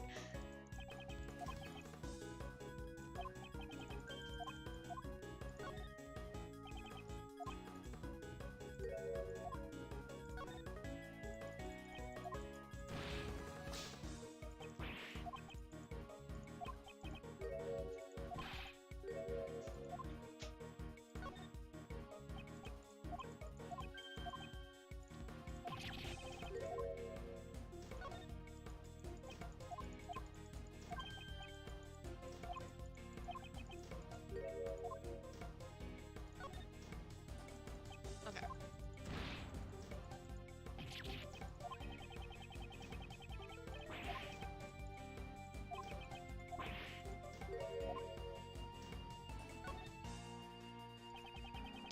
You want to help out your father as much as you could?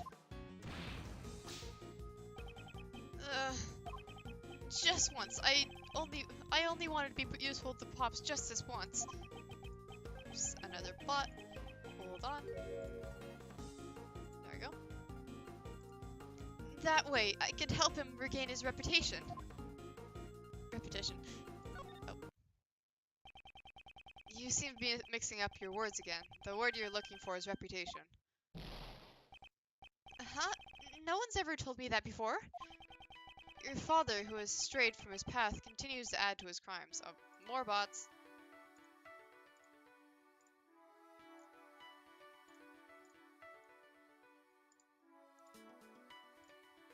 Alright. Even knowing that, do you truly want things to stay the way they are? But in that case, just what am I supposed to do? You should triumph over your father, who has treated you like a fool. You must stop Blaze before he commits another crime. I never thought of it that way. I want to triumph over Pops. Somehow it seems he has calmed down once again. That was my chance to ask him about Blaze's secret. It'll give Sebastian the courage to stand up to his father.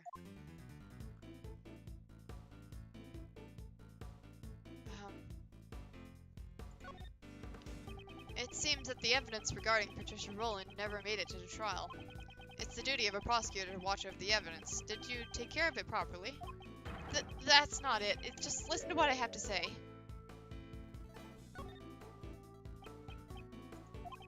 I thought I would keep it in the safest place I knew.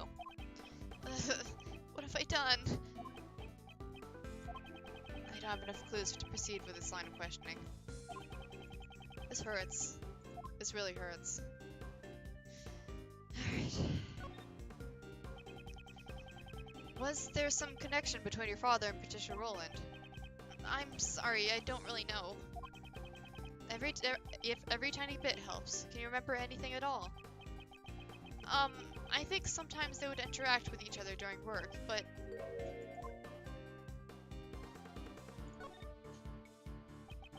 But, is there something else in your mind?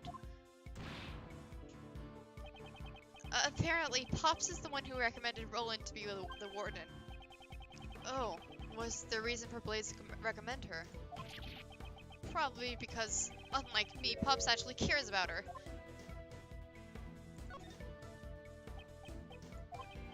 Well, Pops has known her since he first became the chief prosecutor, after all. What was he like when he was the chief prosecutor? Oh, Pops was amazing. He'd look over every single piece of evidence that went through the prosecutor's office.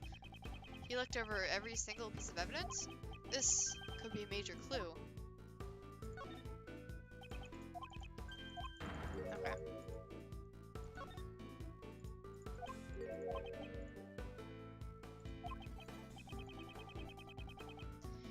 He seems to become unsettled again. I suppose I should lend him a hand.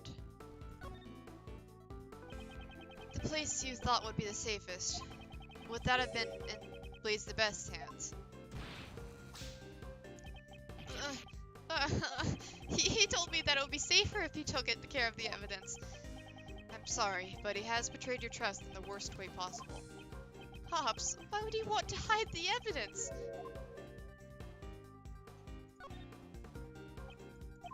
Oh, ah!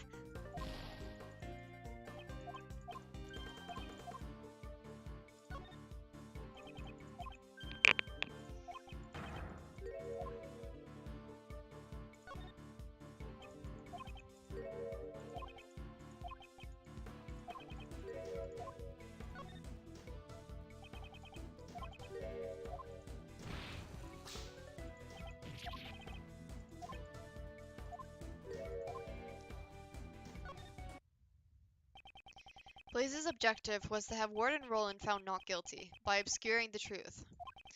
Sebastian, you were used by your father. It's possible that Blaze the Best has the evidence with him. Furthermore, we still have no idea where John is.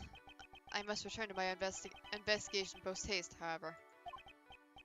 This is all my fault. What am I gonna do now? Seeing him like this, I can't just leave him be. He is still suffering in the gap between his ideal and reality.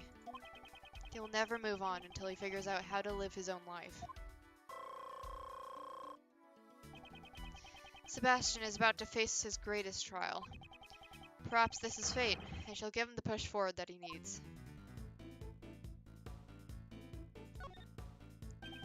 What do you plan to do from here on? First, I'm returning this red jacket. I'm not fit to wear it.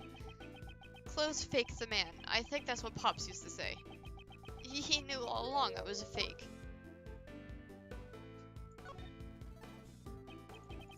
It's not fake. The saying is clothes make the man. You are what you wear. Thank you, Mr. Edgeworth. I've learned something new yet again. Yes, all you have to do now is become a prosecutor who is fit to wear that jacket. Yeah, I'll do my best. That way no one will ever make fun of me again. But how can I get people to accept me? What do I do? I don't know what to do. I don't have enough clues to proceed with this line of questioning. Okay.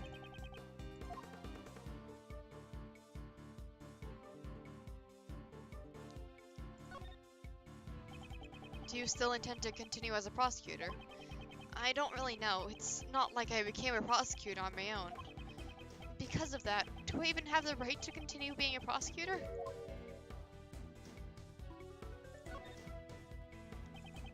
Whether or not you continue as a prosecutor is something you must decide for yourself.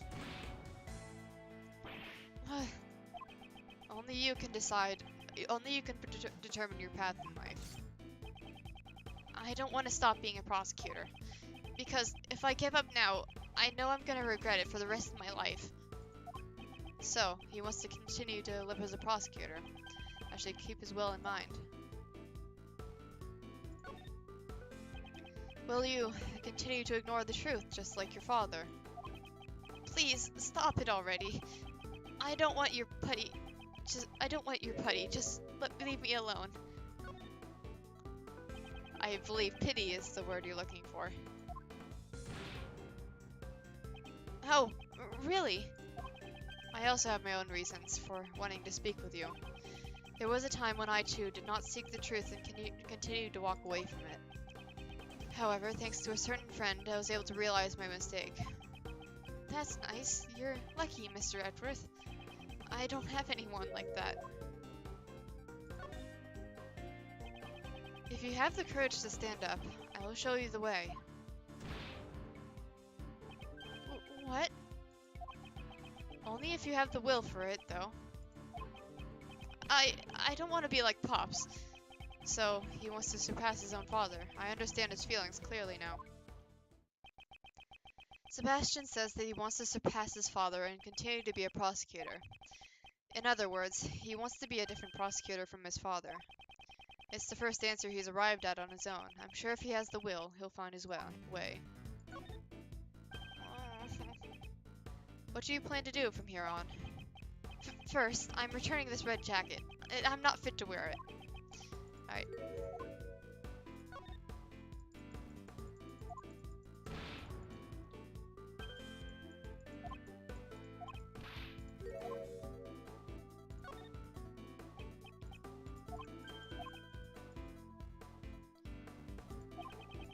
For goodness sake, don't you remember your own words? Perhaps his own will can show him the way. As a prosecutor, didn't you want to walk a different path from your father? Certainly the path you have chosen is not an easy one. Nevertheless, you still chose to live as a prosecutor. In that case, it should be clear to you that what you need to do. I still question how I live my life to this day. But you, Sebastian, have found your own answer. So believe in yourself, Prosecutor DeBest. He was mistaken for John, kidnapped by Blaze's underlings. And after his father stole his evidence, he lost his confidence as a prosecutor. The emotions he is going through must be more painful than anything I can imagine. It's taking longer than I thought, but with that, it's checkmate.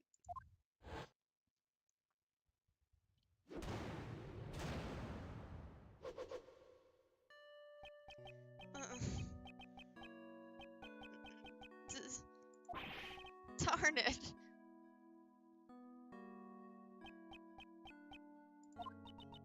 He dashed out of here at full speed. It seems if there's one thing he's the best at, it's running away.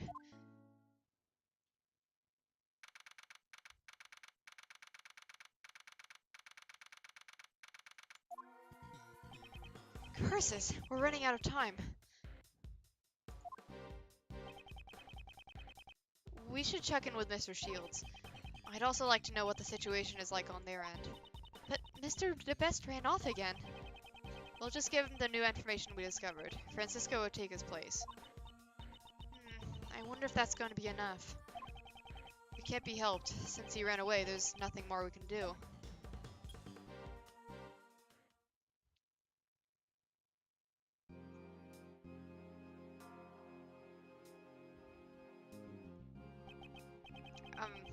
I guess I'll just say it again. If there's no murder weapon, you can't prove the defendant is guilty. Just because we don't have a murder weapon doesn't mean the defendant is innocent. It seems you wish to taste the sting of my whip. Mr. Attorney, this trial, how much longer will it take?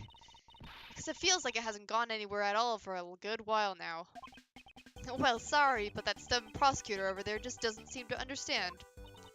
Until I am satisfied. This whip will lash out at you as many times as I see fit. My now, she's probably whipped me once for every year I've been alive. Miles, what's taking you so long? Even though we're just stalling for time, Uncle Ray can't keep this up for much longer. Whoops, excuse me. Phone call. Mind if I take this? I will allow it.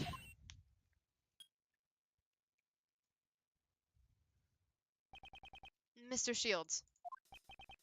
Oh, Miles, it's you. How's it going over there? We found Sebastian. Oh, and the knife and the chisel? It seems he handled the evidence over to Blaze the best. It's very likely that Blaze knows the whereabouts of the murder weapon. Ex-chairman the best, but why would Blaze? That I don't know yet. However, there may be some hidden connection between Patricia Rowland and Blaze. Gotcha. In that case, I'll issue a subpoena for Blaze the Best right away. I'll grill him personally. I will continue the search for the missing evidence, and for John as well. Try to hurry it up, would you? We're at our wits' end over here. It feels like the verdict could be handed down at any moment. Understood. How much longer can Judge Courtney's heart hold out? I know she's in a lot of pain. I've got to hurry. So, how's the trial going? Blaze will be taking the stand. I don't know how things will turn out, though. He'll do anything from hiding evidence to kidnapping. He really is nothing but trouble. I agree. We should probably take another look at the evidence concerning him. Okay, leave it to me. First, here's the latest evidence fresh from the scene. They're gloves from earlier, but I am certainly curious about them. Anything else? The case files from the I-7 incident. If I recall, Blaze was also involved in this, right? Indeed, he was involved in destroying the evidence. For now, let's keep this on hand.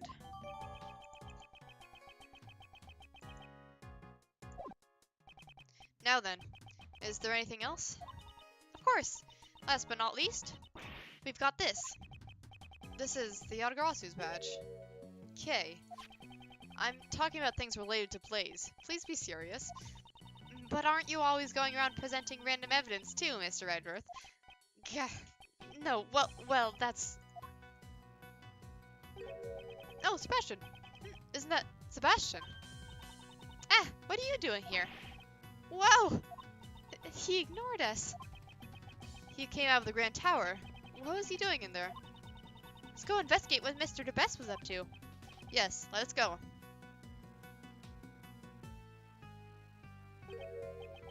The hatch is open. Might be Mr. DeBest who opened it. Did Sebastian come in here? Mr. Edgeworth, over here! The safe's open. Did he come here to open that? Let's examine it thoroughly. Oops.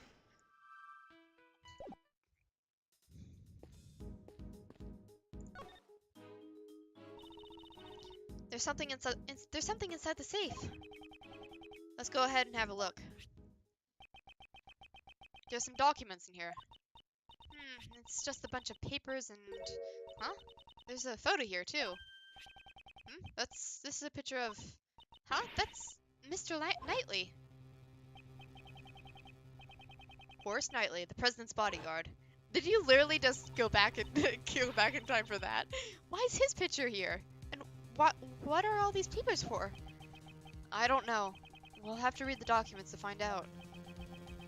I hope it's certain that there's a connection between Knightley and Dogen. Dogen's chess partner, whose identity remained unknown until now, was actually Knightley all along. That is proof enough. Tomorrow, I shall interrogate him in the warden's office. I'll get him to confess that he's one of Dogen's henchmen. That thing he laid to rest near the flower bed 12 years ago. You simply must retrieve it. This seems to be a report about Knightley. Not to mention it was apparently written before Knightley was killed.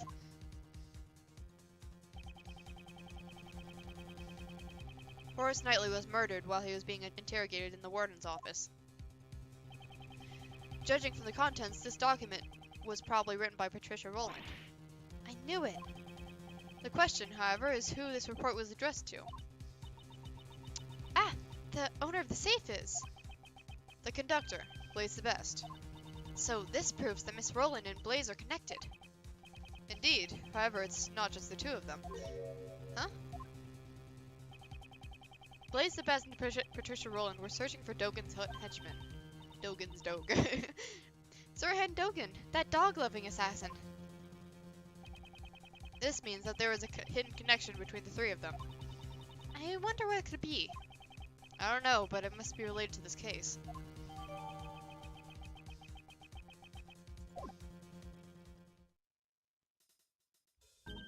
Ah, there's some other stuff in here that I remember seeing. Oh, oops. Oh, it's the ring. It's Horace Knightley's... the chessboard and the ring. All of his possessions are inside the safe. So basically, all this stuff is evidence from the prison case. Correct. Then the knife and the chisel that vanished might be in here too. Let's see. Mr. Knife, Mr. Chisel. They're not in there. I guess this is all just Mr. Knightley stuff. I see. That's too bad. Horace Knightley is dead.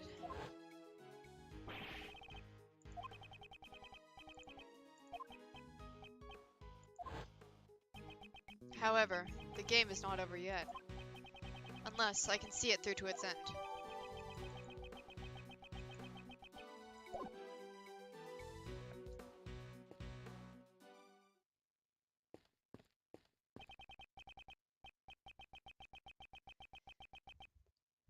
Young lady, good sir, might I interest you in some cotton candy?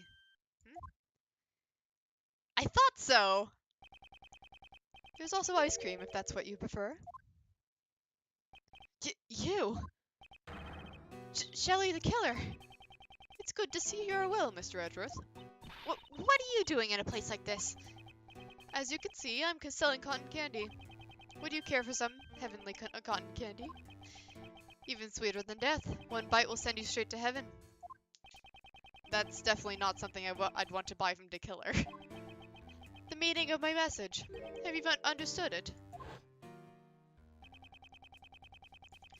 Oh, yeah.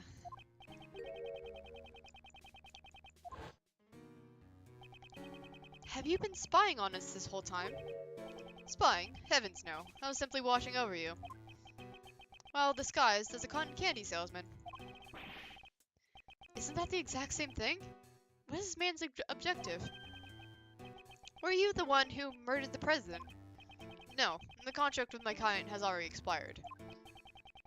President Huang is a bit of a celebrity in the world of assassins, you see. Over the years, many attempts on his life were made, and yet he stubbornly lives on. He is a robust man, surrounded by flawless security. He even employs body doubles. Robust? That president? Edgeworth. However, it seems this time the president's security wasn't exactly flawless. Mr. Rook had only just prevented your previous assassination, but this time...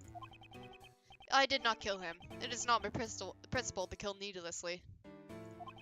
I just do it for the money. I'm also grateful to Rook, a worthy adversary who was connected to me by fate. Thanks to that man, I did not kill a target who had no value to be killed. Thanks to Rook preventing the assassination? What does he mean? My client deliberately gave me a false target. It was a betrayal most foul. I am now searching for my client. In all likelihood, it is the same person you are looking for. Is he saying that his client murdered the president? Just who is this person you're referring to? I myself am not allowed to say. It would be a violation of the rules. I cannot disclose the identity of my clients. For to do so would create a problem of trust with my other clients. This is precisely why I'm personally searching for them myself. What are you going to do when you find your client? Of course, they shall be rewarded with a punishment most befitting of a traitor. What? That person? What'll happen to them? I will leave that up to your imagination. It certainly won't be anything pleasant. Oh yes, I'll tell you just one more thing. 3 days ago, Sir Dogen escaped from prison. What?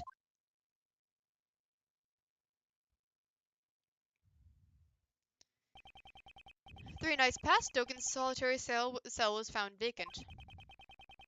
It was almost as if he knew I would come to pay him a visit. He visited Dogen's cell? Could it be that the person the killer is searching for is... Well then, if you'd excuse me, I must get going. Let us both do our best in tracking down that person. So, the killer and Dogen, these 2 assassins. This sound is... Mr. Edgeworth, Judge Courtney's cell phone is ringing.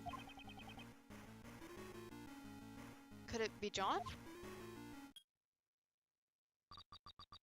Mr. Edgeworth, how are you doing? It sounds like they're using a voice changer. Who is this? Someone you've been searching for. The one in the red hood. The red hood? Are you the person who ambushed Kay? Brilliant detection. I'd expect no less from a prodigy prosecutor as yourself. Mr. Edgeworth, I want to listen to all this too. Very well. I'll put it on speaker. Well, I must say that I didn't expect the girl to get amnesia. Hey, what's that supposed to mean? But that's not all, you see. Perhaps I should let you in on this, Mr. Edgeworth. Actually, I was the one who ordered Blaze the Best to kill Jill Crane. What? This must be the person the killer spoke of. I really should thank you, Mr. Edgeworth. You have no reason to thank me. Oh, you haven't noticed. My, that's troublesome, you know. I wanted you to catch the Blaze for me. So I took dear little Kay. What? If Kay was suspected, I knew you would investigate the case. And I was sure that the great Miles Edgeworth would be able to catch Blaze. It was all according to my plan. And, you know, I get the feeling that you have the wrong idea, so let me clear something up. Blaze the Best wasn't the one who kidnapped Miss Courtney's son. You. Why do you know about the kidnapping? You and Miss Courtney are really quite alike, you know. She even came to visit you in the detention center and got all friendly with you. How could this person know something like that? Judge Courtney was supposed to have visited me using the detective's name. I bet you're wondering how I knew about the kidnapping, right? It's quite simple, really. It's because darling little John is in my care right now. What? Huh? You seem surprised. If only I could see the look on your faces. Quickly, okay. You have to hurry and steal him back. You wouldn't want to tarnish the Yatagratsu's name on your first job, would you? You even know it's my first job. Why does this person know everything in so much detail? Well, I suppose I can't blame you for your mistake. It seems Blaze was after John as well, you see. So there were 2 kidnappings. He's such a fool, you know. Kidnapping his own son instead. Is John there with you? If he is, then I would like to hear his voice. He's here, but I'm afraid I can't do that. You see, he's asleep right now. In that case, there's no way for us to know if you really kidnapped John or not. I suppose you don't have to believe me if you don't want to.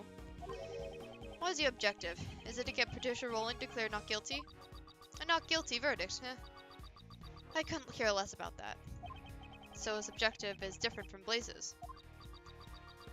I think I'll keep my objective a secret from now. Well then, I must be going. I hope you enjoy yourself, Mr. Edgeworth. Don't think you can get away with this. Then come and get me. I'll be looking forward to it.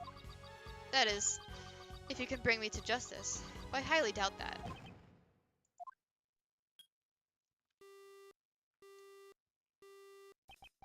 Ugh. Who in the world was that? I don't know. We don't have enough information. Darn it, we're totally clueless. Meanwhile, they seem to know everything about us. Know everything about us? Okay, you're right. Thinking about it, it is strange. How does the culprit know so much about us? It's so weird. I mean, they even know about the kidnapping. We must figure out how the culprit was able to obtain that information. If I must recall, what exactly did that person know? Okay, so...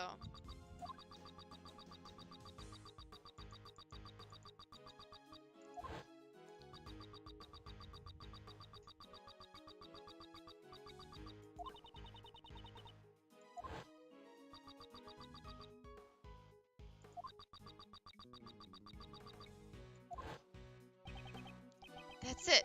By analyzing our conversation with the culprit, I figured it out, Kay. I know the source of this person's information. What? Really? In all likelihood, the person probably...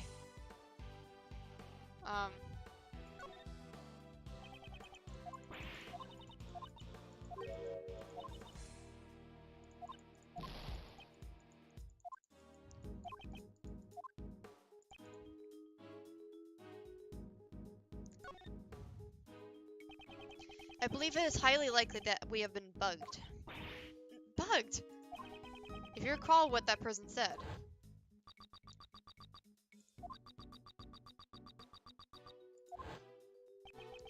If they couldn't see our faces, that means they weren't taking our pictures or following us.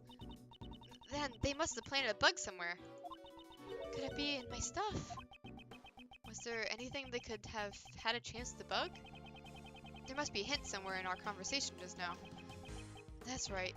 That person knew something they shouldn't have. The conversation between Judge Courtney and myself in the visitors room.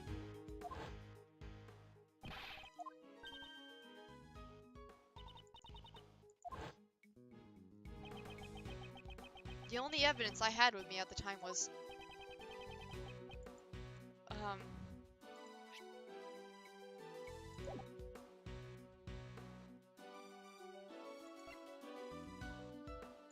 what is it really the badge? Take that.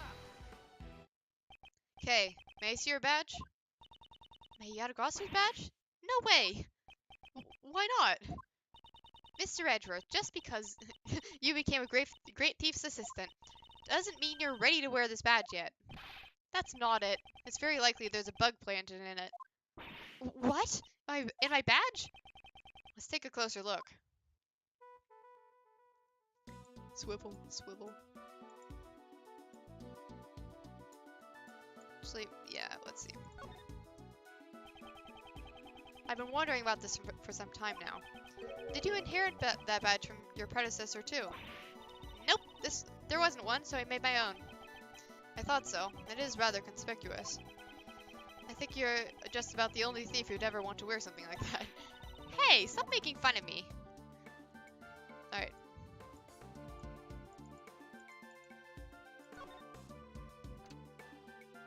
Oh, in fact, this is... It seems I was right.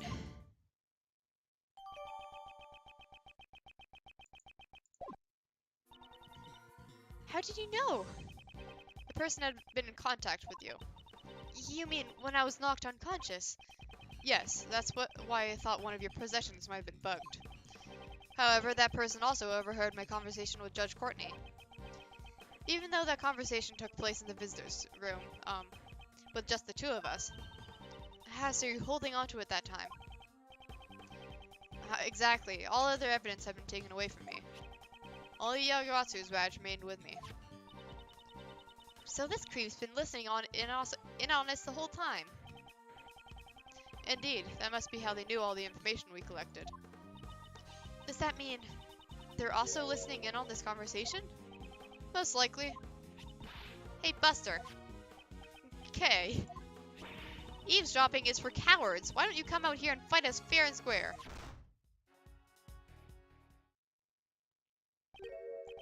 What was that sound just now? Oh. Ow. Huh? That's Nicole. Honestly, y'all scared the bejesus out of me. Your voice was so loud there, little missy. I'm so surprised that didn't fall flat on my behind. Wait, let's see. This is a long section.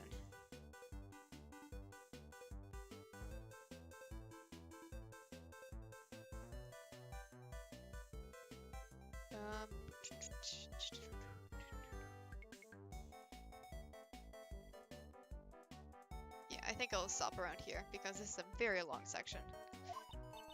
I'm sorry.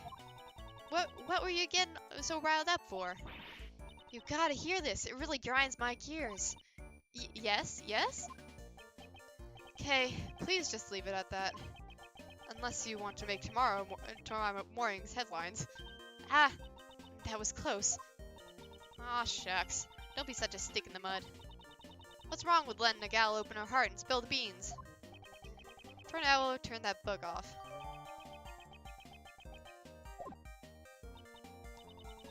So, did you find the kidnappers? Miss Swift, was the boy you saw being kidnapped this boy in the photo? Nope, they ain't nothing alike. He had a more stupid looking face and was wearing a collared school uniform. I thought so. Yet again, we were led astray by this woman's testimony. We'll have to conduct our investigation all over again. So, we're back where we started. Are there any new leads? There's only 20 minutes left until 2 o'clock. Will we be able to make it in time? Mr. Edgeworth! Mr. Edgeworth! About that phone call just now. Wasn't there a strange sound at the end? A strange sound.